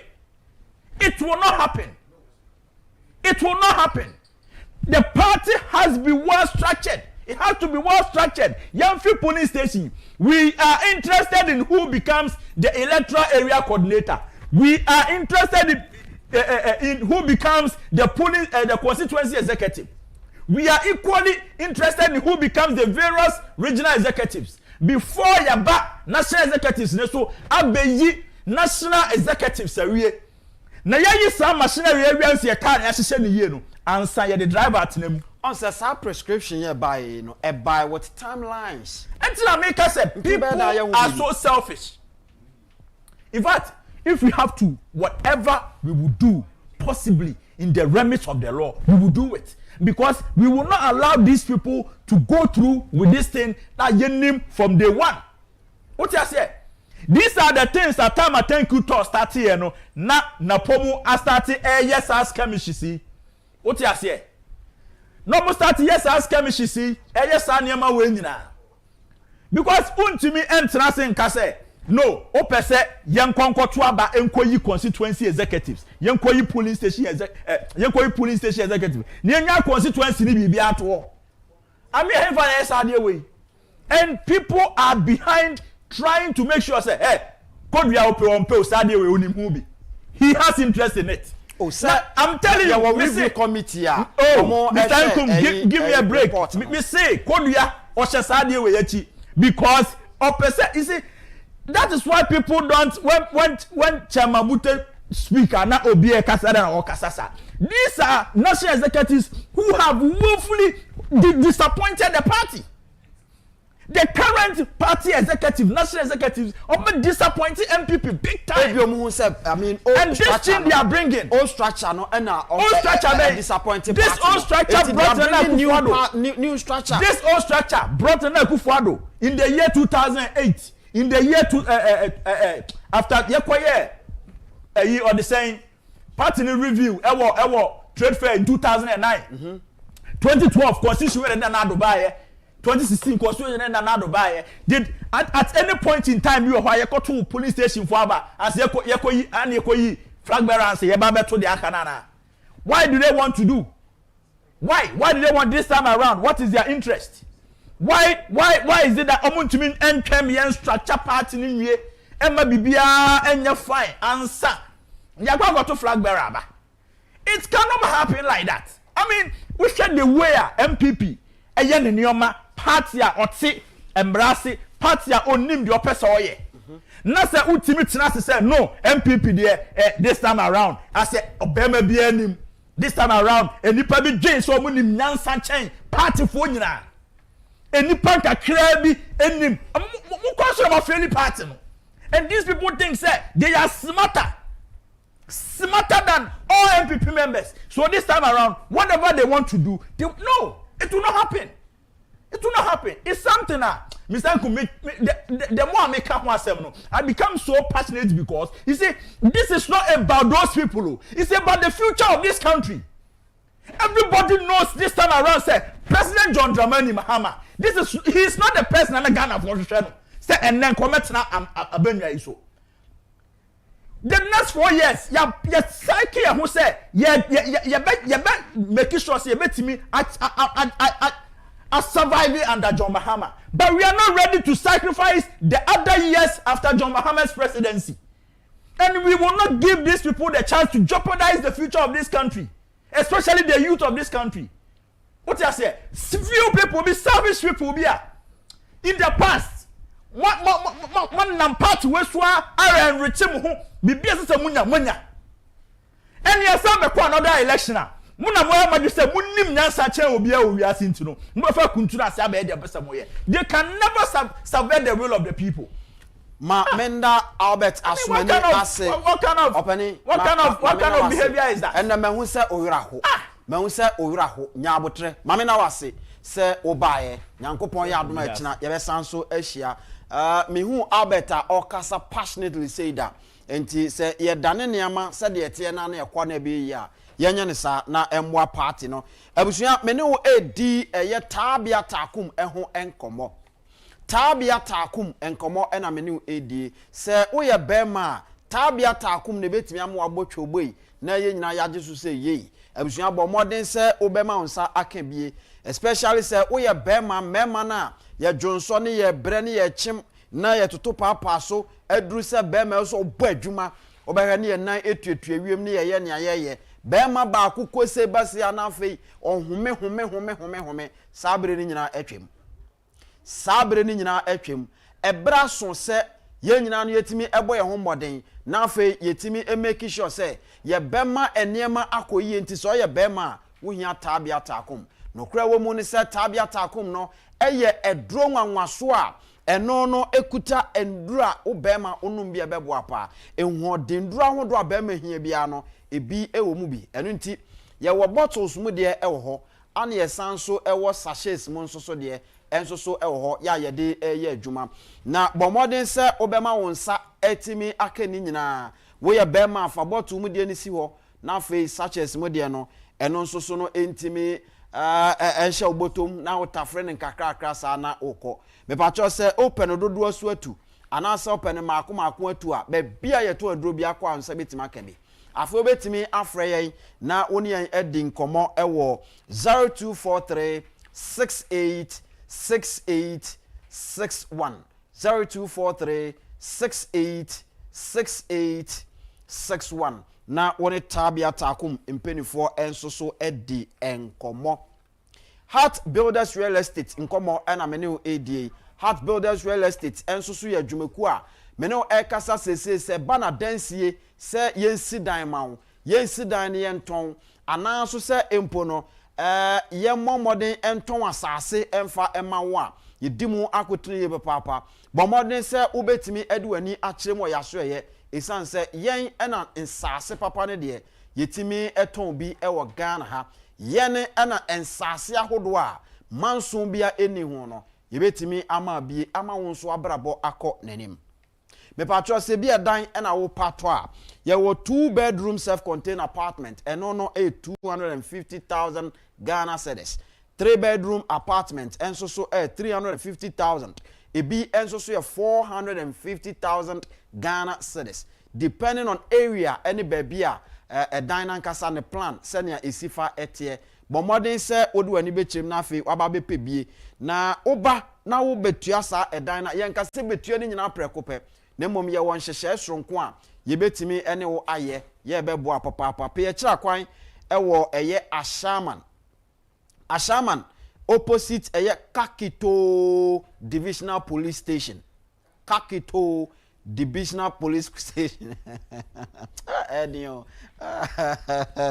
eho ane ye wo abusua friend na fe ye ni nkomo 0241 66 5220 0241 66 5200 and afi 0540 226276 0540 226276 na fe woni en endi enkomo Heart Builders Real Estate yani ya dwen ho se ye be ma daache no aye papa edi amawo afi ma Memra studio bi na afi Memra studio na menimi nua ba ya wono nso abeka ye ho ye ne no eni nkomo wono yo bi a wokasa edi ma party no dadaada emfrihia bebrebe ni wo party ni mu wache ewo mpapapa na eba no amanyo semu a wono nso abene isan se oko Eastern region na afi ko hu se ne obo no modern ahun sampa ono nso ye oba wo se na ofata menu aba memo akwa aba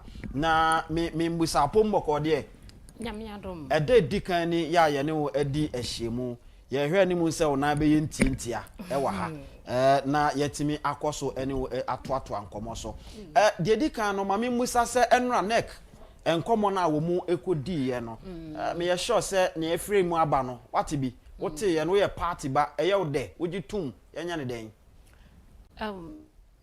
beba me wasi bebre ne mechia wotiefo na se wahwefo so na party no asa mo de bae no asa eya mesere kakra na asa yakwa ko lusi nyina achi no asa party ni nyansua bibia party no ye nyansua bibia me kai se bra ye wini power ye ba ban mu no na ye ko Cape Coast ekoye program na program no ye kokoye wo Cape Coast no ye koye se constitution no party constitution no mo pese o mo sisen bibi wo na on se party ni ye program a aya sometimes ne bi wo ho mutimi invite NDC for na omo nso be ma speech kakra na omo akọ ansa na ye de ato aso na de obema speech ni kan say ye be ye bibia fa ye party constitution ni ho aye hwe ni ye na sa de wei ama NDC eno omo nse guomuti me kaya e wo Cape Coast enti se party no eme se sa asem no omo ye ne te se opponent ne kan ye enti no omo bogu ye ana omo fa ne tra na me pese me kasem kakrafa enhyehyeye a empanifo ka ne ho ase party beko akwako lusi nyina afri osunu kokrokwa manyoku omasi wosunu ni tirase ya memogya gina ne tirimu tira party no obuo ni anidie ni party no mu biu eti ama party no asai eti samosem to aba free form na masa akofiti soro san de aba form biu a asem ase ne sai asa media me no mi nheda nhunu mu na ase ebinumo personal interest binti ena me hunu so mpeso mo yensa enya party ni interest because just papa when the first starting ya losing election ya ra John Ajoku Nkufu Abresu ya losing bi ya ra ye de edubu ahenko ye ko losing bae na ye tena ase ye nhye ye de party ni sign call ya ye koton ye ma Ghana photo ye ya ra John Ajoku Nkufu Abresu ya be losing ama ya be ye nhye ya ma ya ton am ya to but when no asentase afa party ni do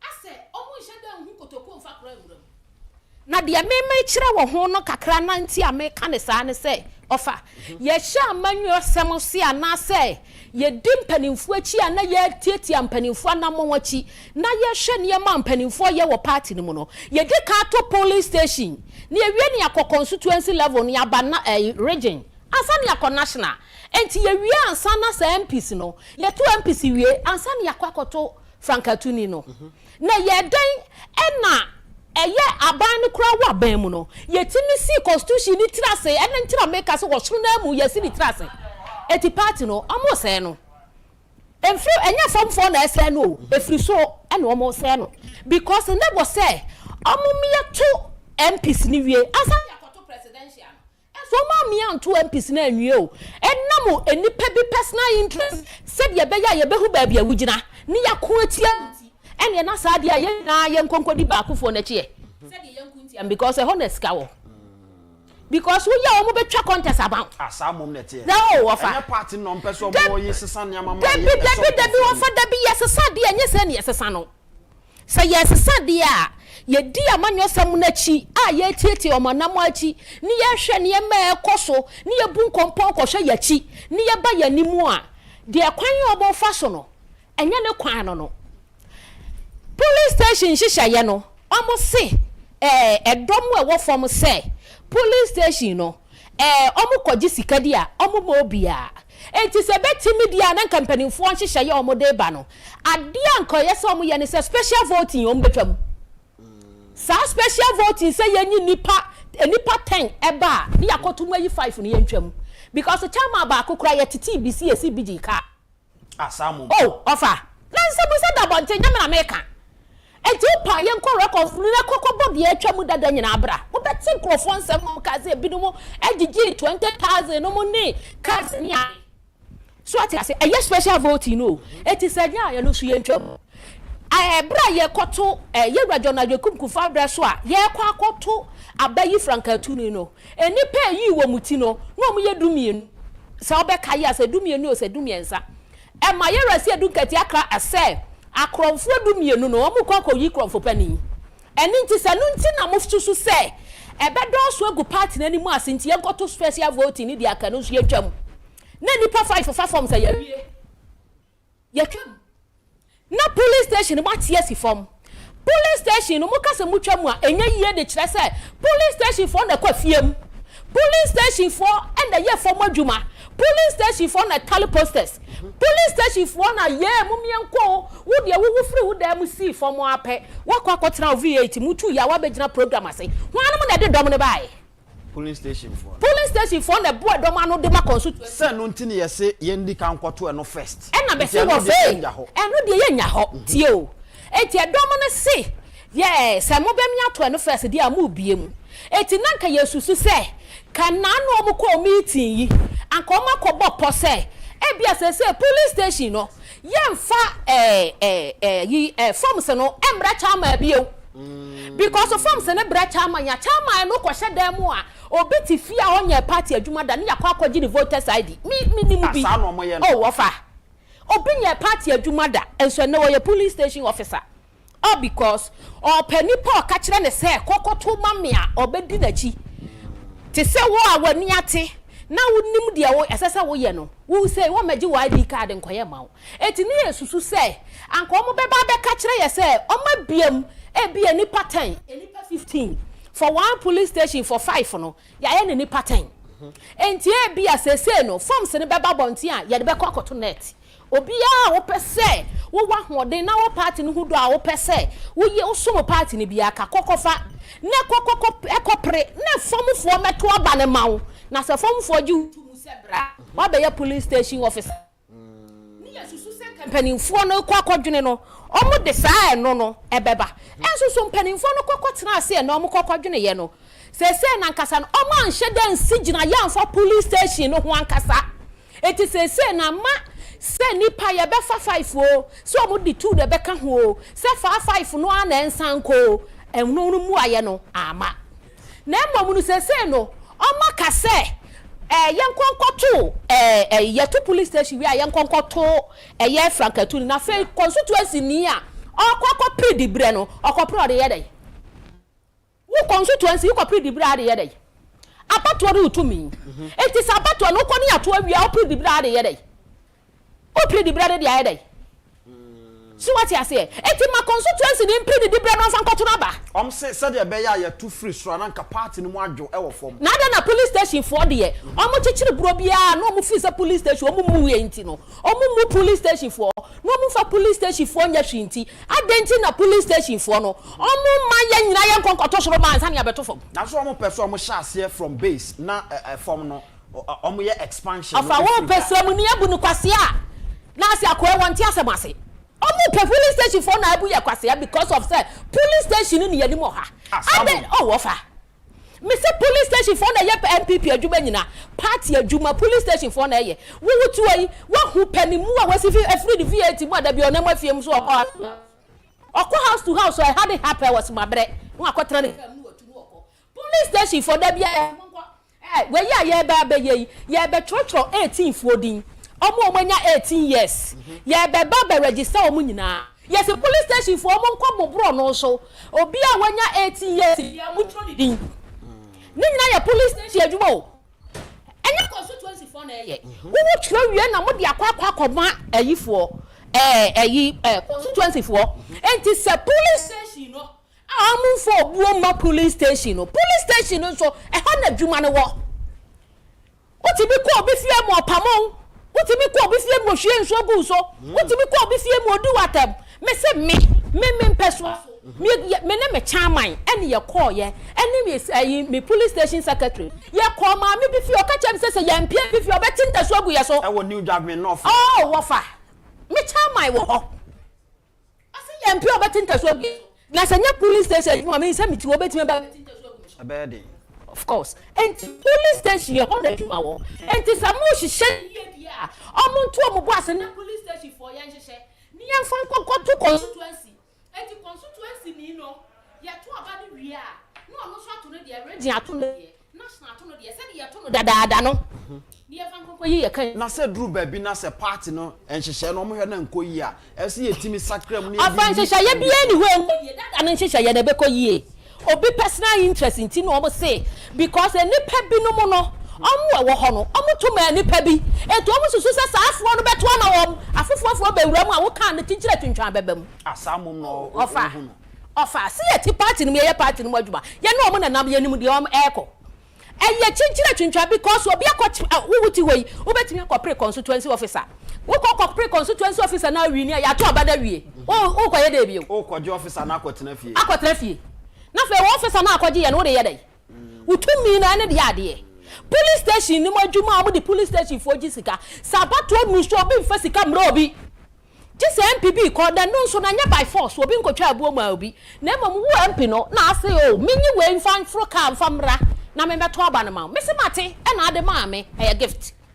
obi ntwa abuo ma obi eno na committee no report e ba bonten kire se eno kra ka ho e na me say special voting so ka ho and offer and now no yegwa Canada Japan call yi asante mampong oko yi no oni don bi ko hia no okoka asa party ni lusu for 2022 eni pebiti social media chro madwen kan sem bi fa ho a mente ase omuni o man mu hwe party ni ya lusu aba de dansa ni ya koto aba na ne ye penny park ye ton no aka Ghana fo beto enti ka yo lusu ye kra ka ye nkofo mu nkotwe asese ase obi apian wo pian na wunya bibi twere de ya wo gina ho wafa ne sa na mo wo anya bibi a wo achi a wo hwe fom sa na MPP ye lusu no ye ya hwe fom po sani amahwe fom enti na wo se ensa ya lusu ensa ye be gina soro papa tie o ma party ni wan ya ense shano ye na wo mo ye no obi nkasa nhehye ye ne nye na mom na ade bia ye be ye contest bia ye be kono nkomo ma mu na ho ne ye nkono se de dada ne ye kono no a ofa enkonko tutu anu ma hu fa me kire so abo ba ni briko ni hu anu ma hu nwi e be di hu abo akono ni hu nwi ne me be di hu abo akono watutu ni hu ma da hu ni di abo mo ko tena soro ho ko ka kire se ye nto fom ni ye san fa mfro soro wati bi da ni ya san ne di aba fom ase ya kire se asamo mo ka no eye wo be personal interest ntia eyo be personal interest a omususu se no adadafo na wowo mu no betimi abo ma makoto aba manipa na emre bi a etwa mo to ma no enu nti ena omo yesa eyo be interest sa na wo hunu se media me se sa dete enya sa na me hunu me se sa dete enhehye ya nete because wo copy constituency officer utumi ni se ya to abawie na bawie ni constituency chairman constituency women organizer constituency secretary constituency organizer na se bibi e wo ho na se wo eyi abato aduru so eno ne wutumi a wo ko e dia kwakoto waba na se ya to aba na wi ansa ne yiwu a me se wo je chama na wo de ko ede wo di bedi mi me so mi ne police station so nkwan ari bedi ya cheche po chama for no go mo chita se ayade a obi antimi contest up because wo nim se wo kwa emfaso ni so ni waja ne sa nete na de ekura no abato no nyina de ma party ni mu ye de ma party ni mu ye hye no ni nyina ya to awie na me corporate chairman no kra me de ye de what you say abusuan ne din ade Janet Ajay ono eye polling station women organizer ewo eye New Dwaben North eho ana wowo wono na wone edi nkomo ebra so se ye hwe na afi messages ahodo ene ne abeba bari nyina no ye hwe na afi yetimi eye hu adwuma na ye nyina ye hunu monso amo wabontene ehwe ye etien no monso so ye ma mokwan na afi mo submission mo de ebe mu enne no ye hwe se brebe mu asemanum ene ne wan hwe ye de be ye course no enti ye hwe na ye nua ba no aye ready a ye mfa messages ahodo no ye famra na afi ye nto aso enko anim o ma ye no mamenko Albert Asmani ho na se yes mamenko Albert Asmani ho na ono so mfa tu bi emfa nka ho na ye nto aso sania wonu aba echirechire mu yi asese dia nya wo kan kra betu mu nchine mo Mr. Elkum who say party ye wo mu no structures na di adwuma say the Jane kan who yi constituency executives na omo koyi omo regional executives omo be yi omo national executives na sa new group here ya structure me akoyi obi a obedi omanim because omo no mo koye campaign no ade amanipa but you don't elect the flag bearer and leave na boy flag bearer na si ho na o say mo omo be ba foforo no emefa no koye ene ne koye campaign what be that It doesn't work anywhere. Because flag bearer no ye koton na mama nsa nyina. Na me a me ba beton no nya me na me yi no. Obi na yi no ato ama me no woko. Ana me ma ba na me ba ye campaign no. Na say ye ba na so ma sa constituency for na region for ni sa ni die no. Ni ye hu so mo nso sebi adwen e wo mu tirim. Enti ye nyi e mo anfa mo pemeyi. What you say? Who call flag bearer 3 years to election. 3 good years to election. And in Pafona more for 3 years. Now call you Pafra. New ones now, Aba beton, Nipana, Yade, Mumo Ye Japapon. And 2 parts me say, see from this time around, Yapasia ye reorganization. Yen Timin took police station, and to electoral area, and to constituency, and to region. In Papasia ye MPs. Parliamentary candidates. You bet me ye answer ye flag bearer no be all within this next 1 year before 24 months to the election now constitution in Canada. Aba. But for be selfish interest in Tino. They want to still use people. Say omobe mo ayeden adika kwa to police station for no in their own interest. Wouldn't say constituency for no be powerful pa. When it comes to the selection of parliamentary candidates in their various constituencies. And say ujai constituency for wait now. What it means is that even parliamentary they can manipulate the system before new people. But no, now take over police stations. And then Nigeria Nikasa say we are constituency executive. That's the only power so be 12 ba flag bearer there and now ba be then. Why we are constituency chairman to say am from Medina. Say new set of executives say you remember you am campaign for the year 2028 no enye omu bebe to abana yi flag bearer no mbeba no ye flag bearer mam dada ese mon kofa na mon koton aye ko yi om no mon ka ho ehim fa na we eye aduma it doesn't work anywhere. Party no constitutional lay down everything oba esese ofaso now dey we aduma. That is how it works. And if we yana na to sia man sabreso sa nia ye na abesi ene enti ye den ne de enkofo bi be so mo kire say omo no anim nyansa chen sa omo mo yusu sa ne mani nyina misankum me na bu ni bebi say ye ntina krom e maboa botokura ntina kwa ho nyeje bode ye betem anwe ndo de srade aye abrako a ye nwa botokura nam what you say enti ye ntwen ma sa enkofo me ye sa de we nyina nya honko wo brako anwa no ba be campaign no on be say juma na dey ma the new set of constituency and regional executives be you no.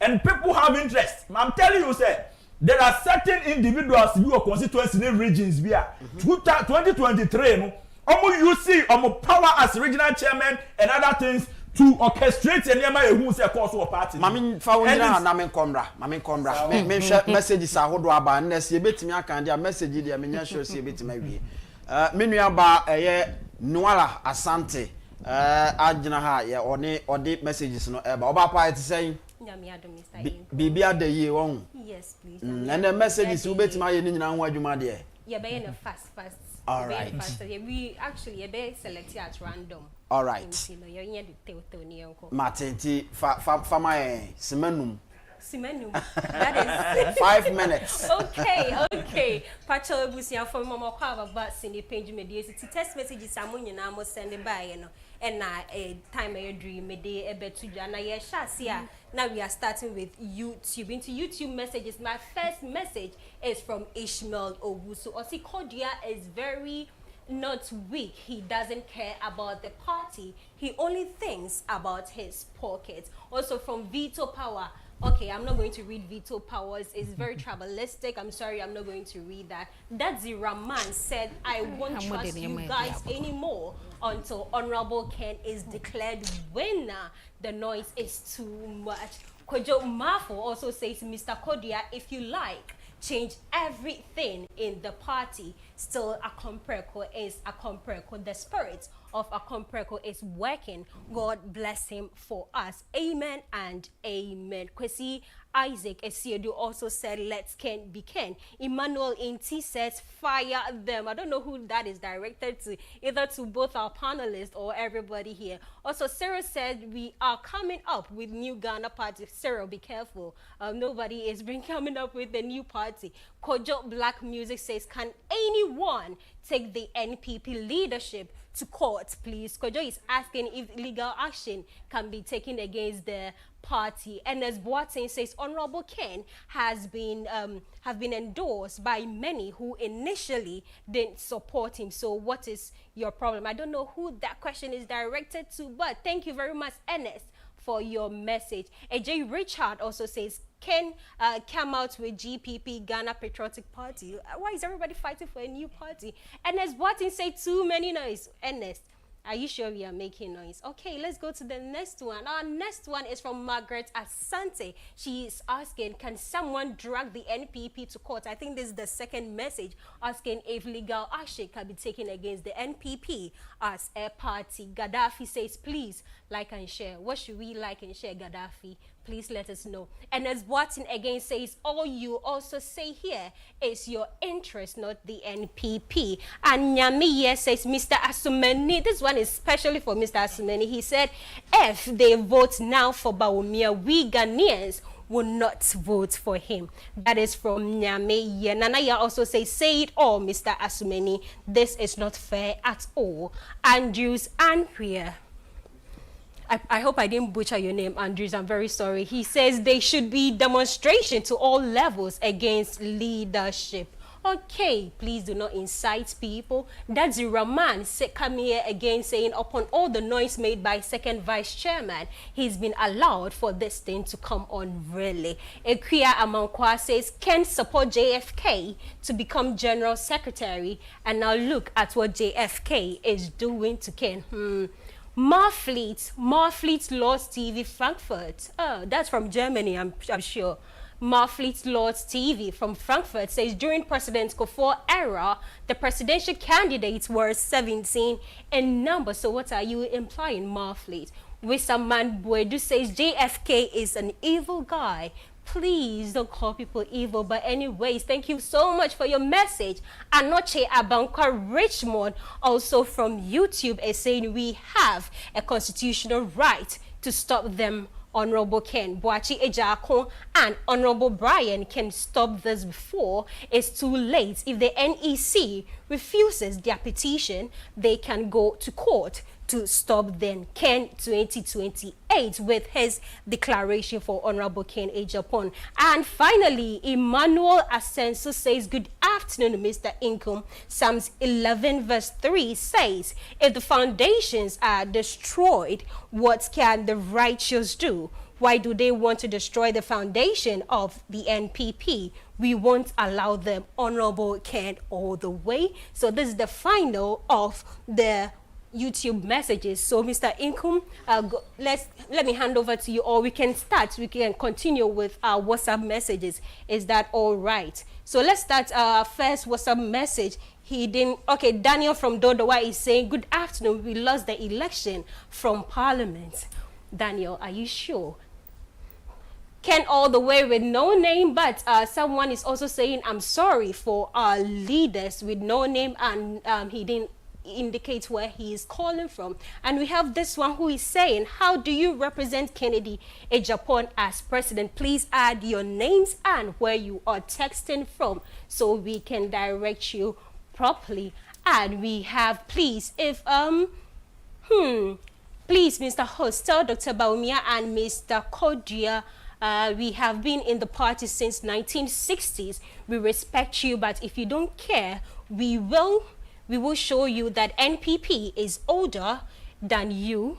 Be very, very careful. Go to the old system. You don't want peace. Okay, this message is very long, but let me read the last one that he is saying. He says, please, if Dottie read message out, I'm sorry. Okay, that is very confusing. So now, yeah, activate phone lines. No, now, 0240 550899 0240550899 ene de bit mafa callers na 5 pe na ya sorry dwumadie no eso my first caller aba okay ma yento aso emfemfree a so ma me messages ni mienu e wo ho na yemfa wonsi. Okay, so from Ima Hebron, he says, good afternoon, Mr. Income. We are bringing Kennedy Agyapong to save our great party. JFK is destroying the party because of his selfish interests. Let Ken be Ken. That is from Emmanuel Hebron, but he did not mention where he is texting from. And this one is also from Manasseh Apia Kubi. He says, good day, Mr. Income. These NPP leaderships, I don't understand what they are doing, why they want to collapse the party, or what is so evil. Whatever you are doing, Honorable Ken is the next president in the name of Jesus. This one is really declaring our Honorable Chairman as the next president. So thank you very much, Manasseh Apia Kubi. Next time, just out where you are texting from, so we direct you. Thank you very much for all. Okay, Chairman, menko mbra na afi yenye mame say ofrefo a odika no e wa ahoma no so a hello, good afternoon. Afternoon, we thank you. No Pein. I can't send it here.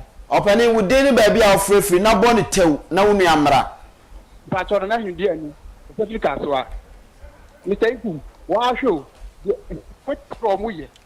I must say the any work cry is cry in which you. No do me nyina en so pe. Awon so ko kai be do mu yin tie ye. Bo mi abo be so ko nya be so abama no. Thank you. Do mu yin tie ye. We be taking fear ko pe no. Bo che da kwa kan me tie no. O say nonsense. Na bo che da kwa. Na do mu yin ase ni. So mi nya be so abama no. Mo fu sabi school ko wan kwan ye me ka te be before no. Ko ko me te ni. This is your mistake as anything. Who to abana free? Police station what we not to fake back. That they won't say mo nya na. Mo free na kwai MP you don't say the white. To ba pass so. It's a no pay to fake me. After dey ni. After ma me na wase na unuan so ento aso why mesra obebre 0240550899. Hello, good afternoon. Hello, good afternoon. Hello, good afternoon. Okay, ma menko so na fe yenhwe. Hello, good afternoon.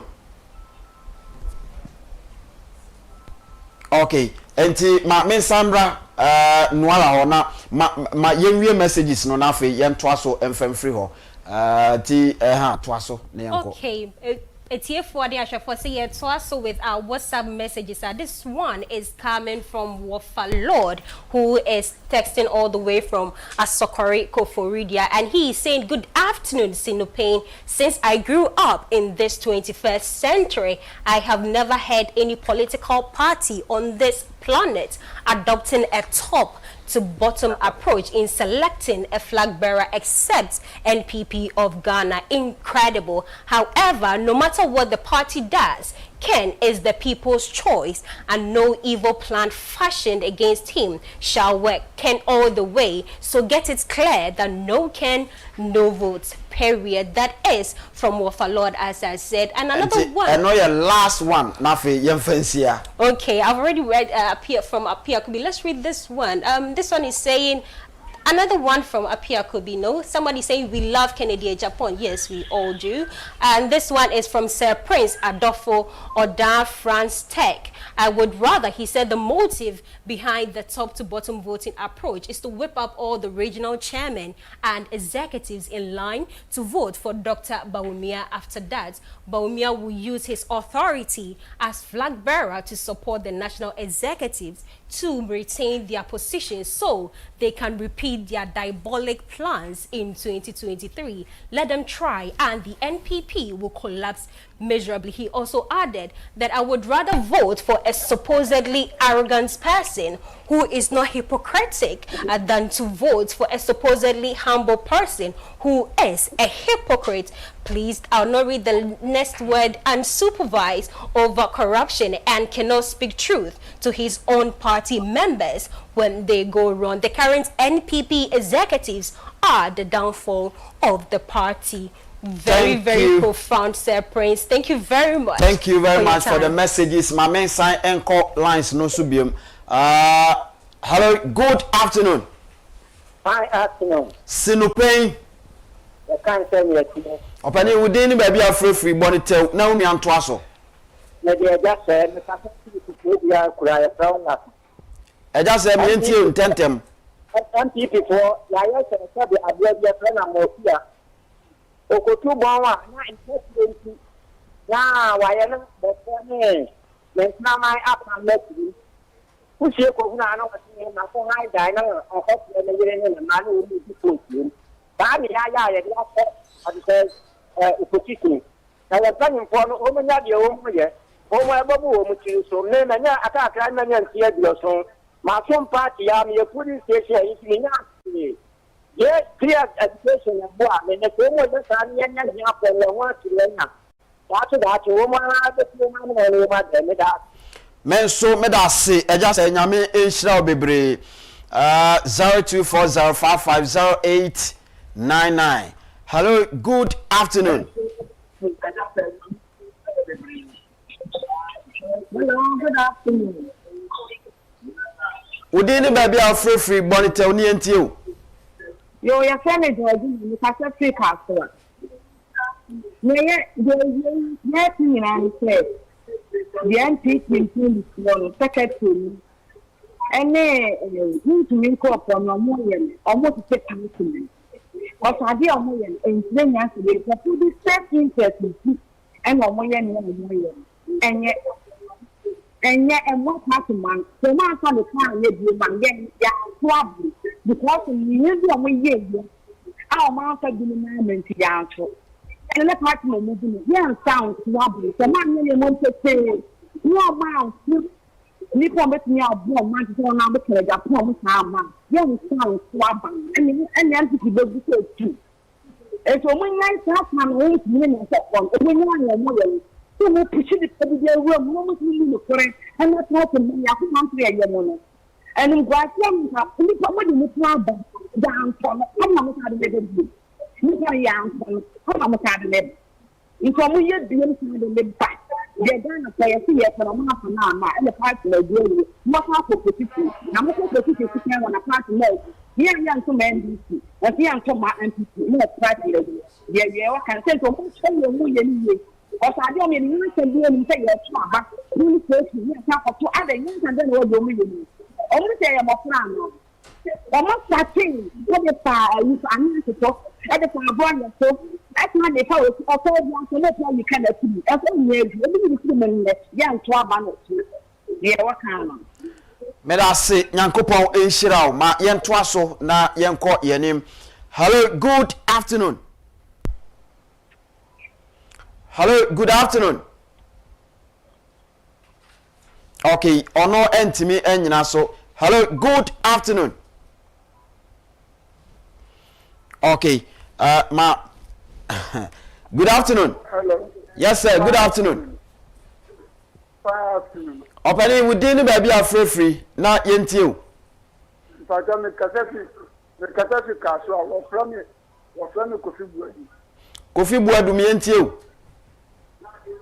Me pata national chairman nankasa na wodi ni maye sa kamenu ayetu abano na we wodi zenden kodiano apana nkasa na nya do be black party no kodua ye secretary just kodua o zenden national chairman no or national secretary black party no in na communication national communication we no that one you know nyanja wo be black party this year they say ye demonstration and kasa ko that is time for no office ni ye the one ko tie ni wo pa na wo stand so na se stand na papa we ye authentic asa it doesn't you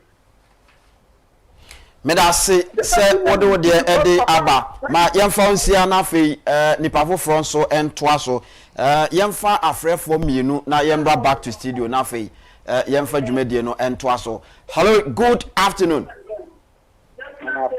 Hello, good afternoon. Hello. Hello. Yes sir, good afternoon. Good afternoon, sir. Openi wudini baby afrefri ni entie. From your Santa Mr. Mew. Ya yet you.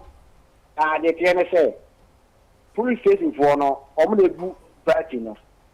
He says, so far, over from pa, woman, a example, but so we there were about 50 police station members. Ubia 150 million. And she remember Cotuma police station member, no, now this is Cano. I don't know there was any stream, and the person I can campaign you. Because in any to other means about way, but about what we said in Yaka, Agyapong Asemnoa. Agyapong, one I can pay one. And to ban in the year, what I didn't Yaka once. Almost coming young, now this year, not only work from. Now I started in the year, what the channel. Now the I was out swimmer. Now I can pay it means I'm quite a catch our own time enough.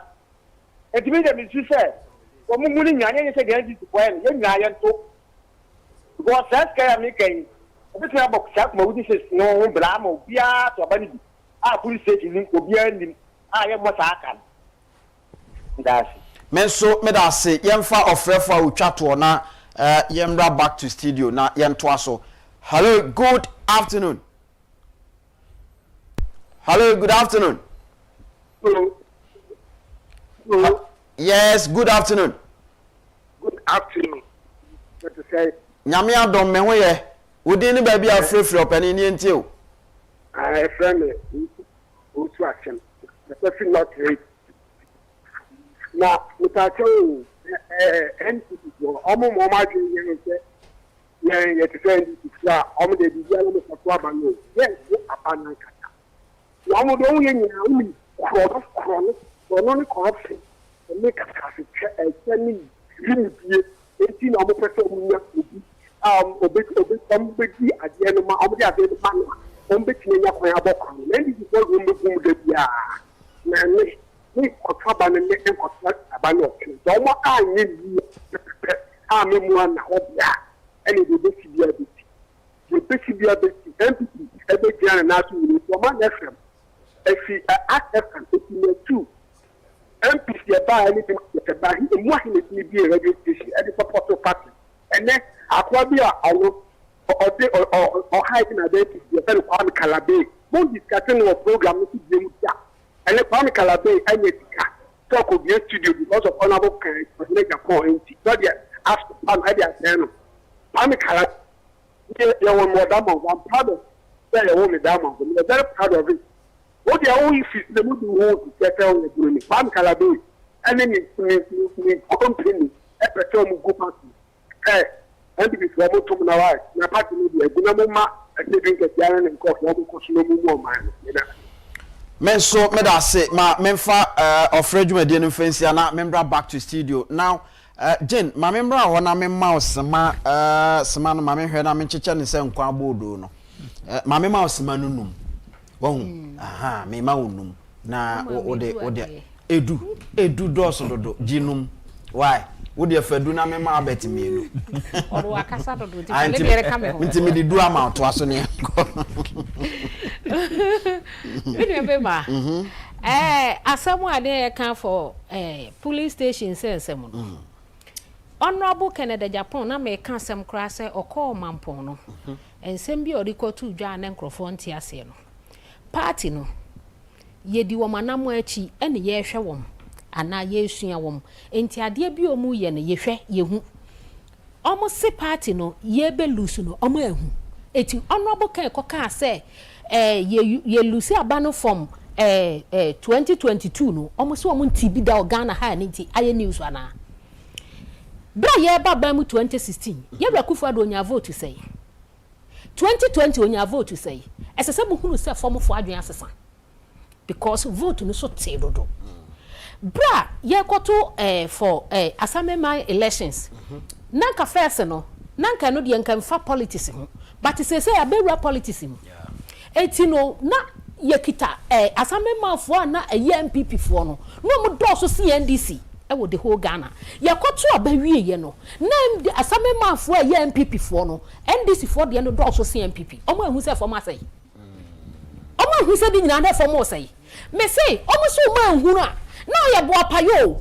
eno omo bo apa edi entoma awrapo asam ho de asam ko hye ono abuka na Agyapong ye lusu apa ne deda o ye lusu de deda de kire se 2020 ye ka to ne bro komo de ye hwe fom ma hu se de Ghana fo nya agidie ni ahokeka tam papa ne de ne ba ye de prekope enfie na pa ya ba mu abu prekope no ede na wo ho etimo mie mo mpri fom fo police station for ye kwa house to house na nkrofo kasa ye committee ye ka kire mpanimfo obu bunu ego masum enya se o ma ante ye ka kire wom se fomfo kasa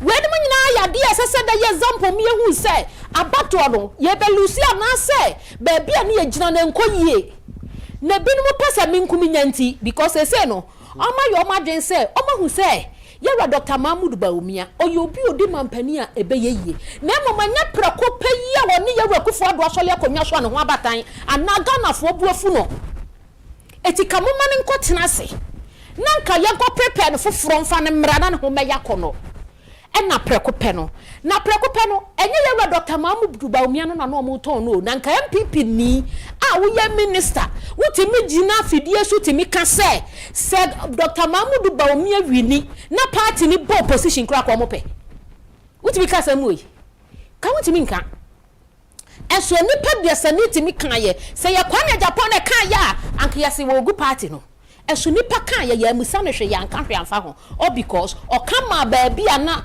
hofo dodo wo ye ra Canada Japan no ni ye susu se mommy amfa ni nkofo now no because fomo asai fomo ti asai papa ye nka se ye wa akufo-addo amamuo wa anya ade o ye adwuma na double bi no wo ya fa se hwe ha se ya wani hu ba bia woti hai na so obi ye bibi wo ha wo hu eni nti wo fa ministers no mpanifo metimi aka se ye wa akufo-addo abreso ministers na mudodo na anya adwuma ministers na akufo-addo na me ka tro wa fa o ma anya adwuma me se dodo me nka so mo nyina me se do ebubi anti mi anyro mo ho amomoden oh ofa me se dodo na anti mi amomoden enti me se na fomo ayeden efomo aye hu enanu ye chi ye racha ma wuntumi ensam na nkrofo keka o enam de meti bie si yesi wakogi loan bi ya yesi so kodua bro so kodua mo so kodua dai chama untumo ye fu emma ko aso kwa pesika amma nyeska o maslok uko bi esi scamai wo munya group yeti metro din no anafe nkrofo di ye police station so akoni abase mo akoni scanadi police station for won ti bi fle meeting was wo mu chocho man ni din man na epa bosia no ni ye fo mo nko ye tro din ni kwa here dem o ti hwi biewu etiesa efie for sa police station for akoni scanadi ena mu ni o edru so onkoto ye nkonkoto nani nyina ye committee ani ye ka kira mo say enema ekoso no mo be ma form fo bu afudodo obi pesika dia kanisika ho adaadaa ne ho kwabra ne ba akopa wonua buro nua beans no watemia kwakwaji sika dia hye na taso say no kore sede ye te no amframa mu no na no kora ampa etibra ye ne sa eyeye papa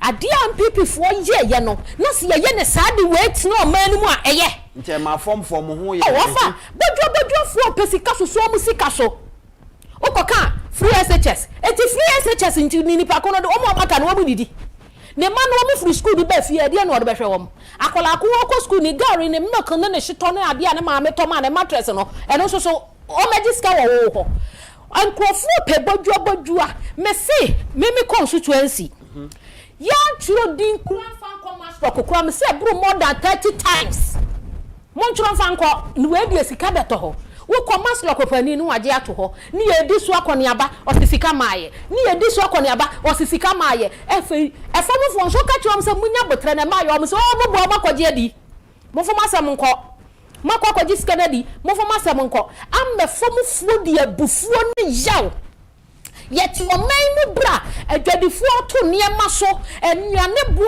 cosro and your man say well main one year can't want some champion for your committee and your bustle catch Roma say there be plenty for food and jobs no one pay job a Greek minister and one pay job na from say a diane boy ya den dodo ya kaya no more woman ya go masum because ye kwan come penny ho munso na mampani mu kod ho enti se mu be hia yen no mu a ye kan ye haw ye kan ye fofo ka wo kodwam wo ko market ya na se wo nam street so ana se wo ko ba bia dom wa en someone krofo fi o manu mu ba no ye ko hia meeting ye ka na penifo na afa anya asem because no mu susu se to mi no mo be se nya o mo be se nya eni nti no mo yesa enne no enne nipa bia hunu se Dr. Mahmoud Bawumia ne de ne ko first I omu nim se ne ye nto ene de ne ko second ya ye nto enti omu be for so de na ko second no omu nim se ne pa bia no komprenu prensa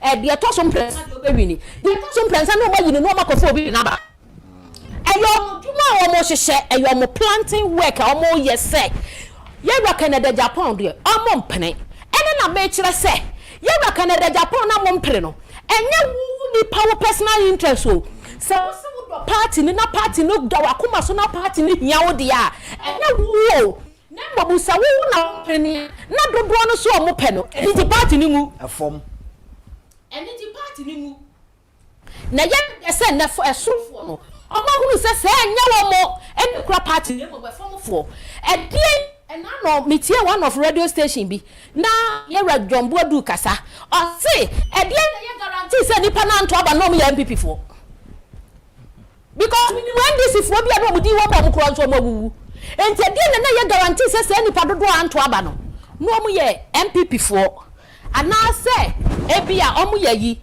what you say when mo nyina ya dia e kire se efomufuo bu fuye efomufuo bu fuye ena tu enya fomufuo no nko akora wo mu bu fuye enhihye ya na mpanimfo na ye nti no mu susu se ye dabi ye no mu susu se nti ye nya me ye party ma a wutwa ye tie wutwa ye ko ye se party ni yakwajeje party position ato ye ho so ni ye di party na si akonkon no ye busa wo mo se ya me kan kire mo se na fomu asai na wutwa mani ya no mo de ko hye kwa me Japan se ye ra Canada Japan na asai party no breku a na munnim se nei mo betimi anante akoba bi a mo ntimi mfa bodyguard nka mo ho a mo betimi akọ na mo kuta convoy wako tu Obama wempi uko ka ho na matwa ma se no enti ntimi me wempi na wo kwa wako de ho MP fo je bi no mo se no mi ka so mo nyina ya mi ntimi nka me ka no nyina menya no yi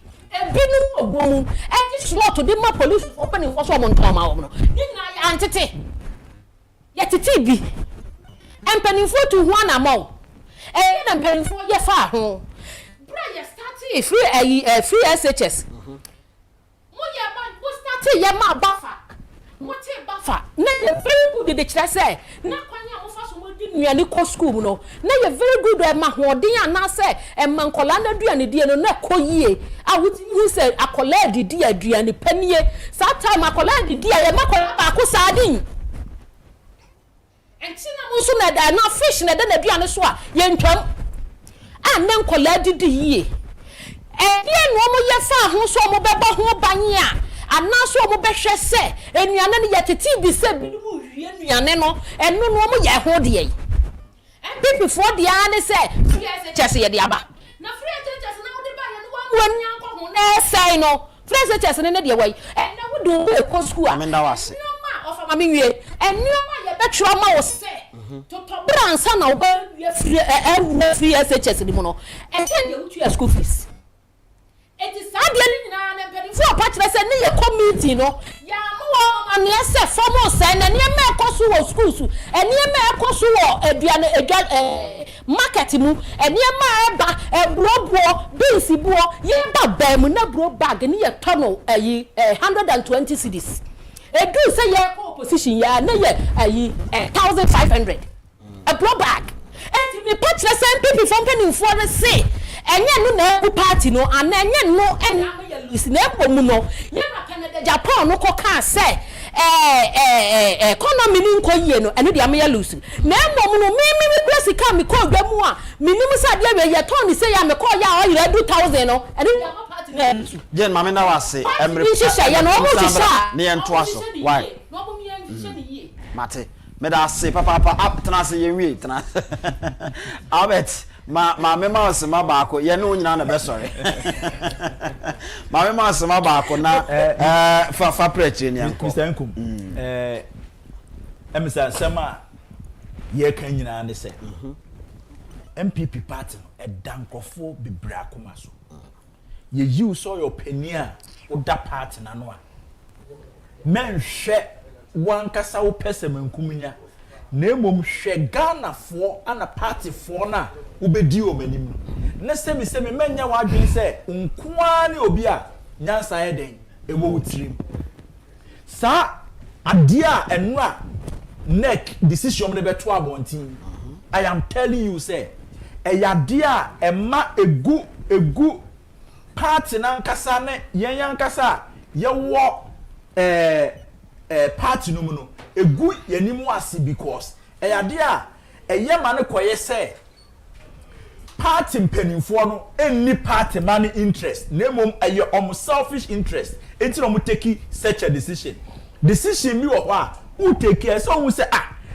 party for na wo form no kra no ya dwen wo mo ho anase ka so ye national executive let us say you are an epitome of wisdom debi a position ye dia ma but do no and the form. Let me tell you, police station executive, e be a PhD holders, e be a medical doctors, e be a way party who don't hear. Yentia neka. And you go share so long kasa who take decision. Ama sebi this crop of national executives yabe.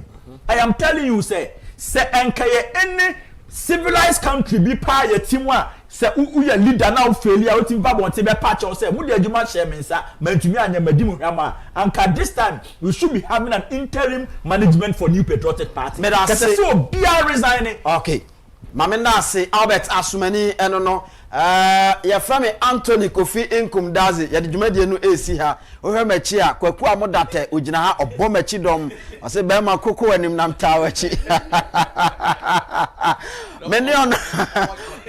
meni ono ene Albert Asumani ana ye hyase afei yeguso ayeku anim ne yenu aba Jane ajeyi enso so ebe kan ye ho ono eye polling station woman organizer ewo eye New Jabin North eho anwo no ewo sa constituency ne mu de brutal ya yede dwumadie no yede ebro me mfensia na me na wase na menka wo se Palladium Properties eboayen ene yede dwumadie no ebrewo sanso so na Heart Builders Real Estate enso so eboayen eme yede dwumadie no ebaaye Africa na sunshine enso se eyi enso so eboayen eye Fosua men powder enso so eboaye ana yede dwumadie no ebrewo na afi tabia takum enso so eka homa yede ebrewo ma me na ase na yensori so nyame yadoma echina yebesan so aba yefiri ha yede ani kiremu ewoye Legon Park ne so yese patemu aba kudus mu aba enemia no me kwakobo mani akonhoma ewo dwumadie no eso nyame yadoma echina yebesan so ahia ama bibia aye kama na nyame boa eye memene ya ebe mi ankasa obi amehweme se mi ginem ewa adenta astrotef no so me ko hwebo pa ewo ho eno ye dankwa ene eyi pillow 11 ena ekoso ewo ho no so eye special game a ye betimi akota akire ama bibia ye kama ebusu ama ye nam asene mfensia nyame ya adoma ye besan ahia sinupei ye kano senia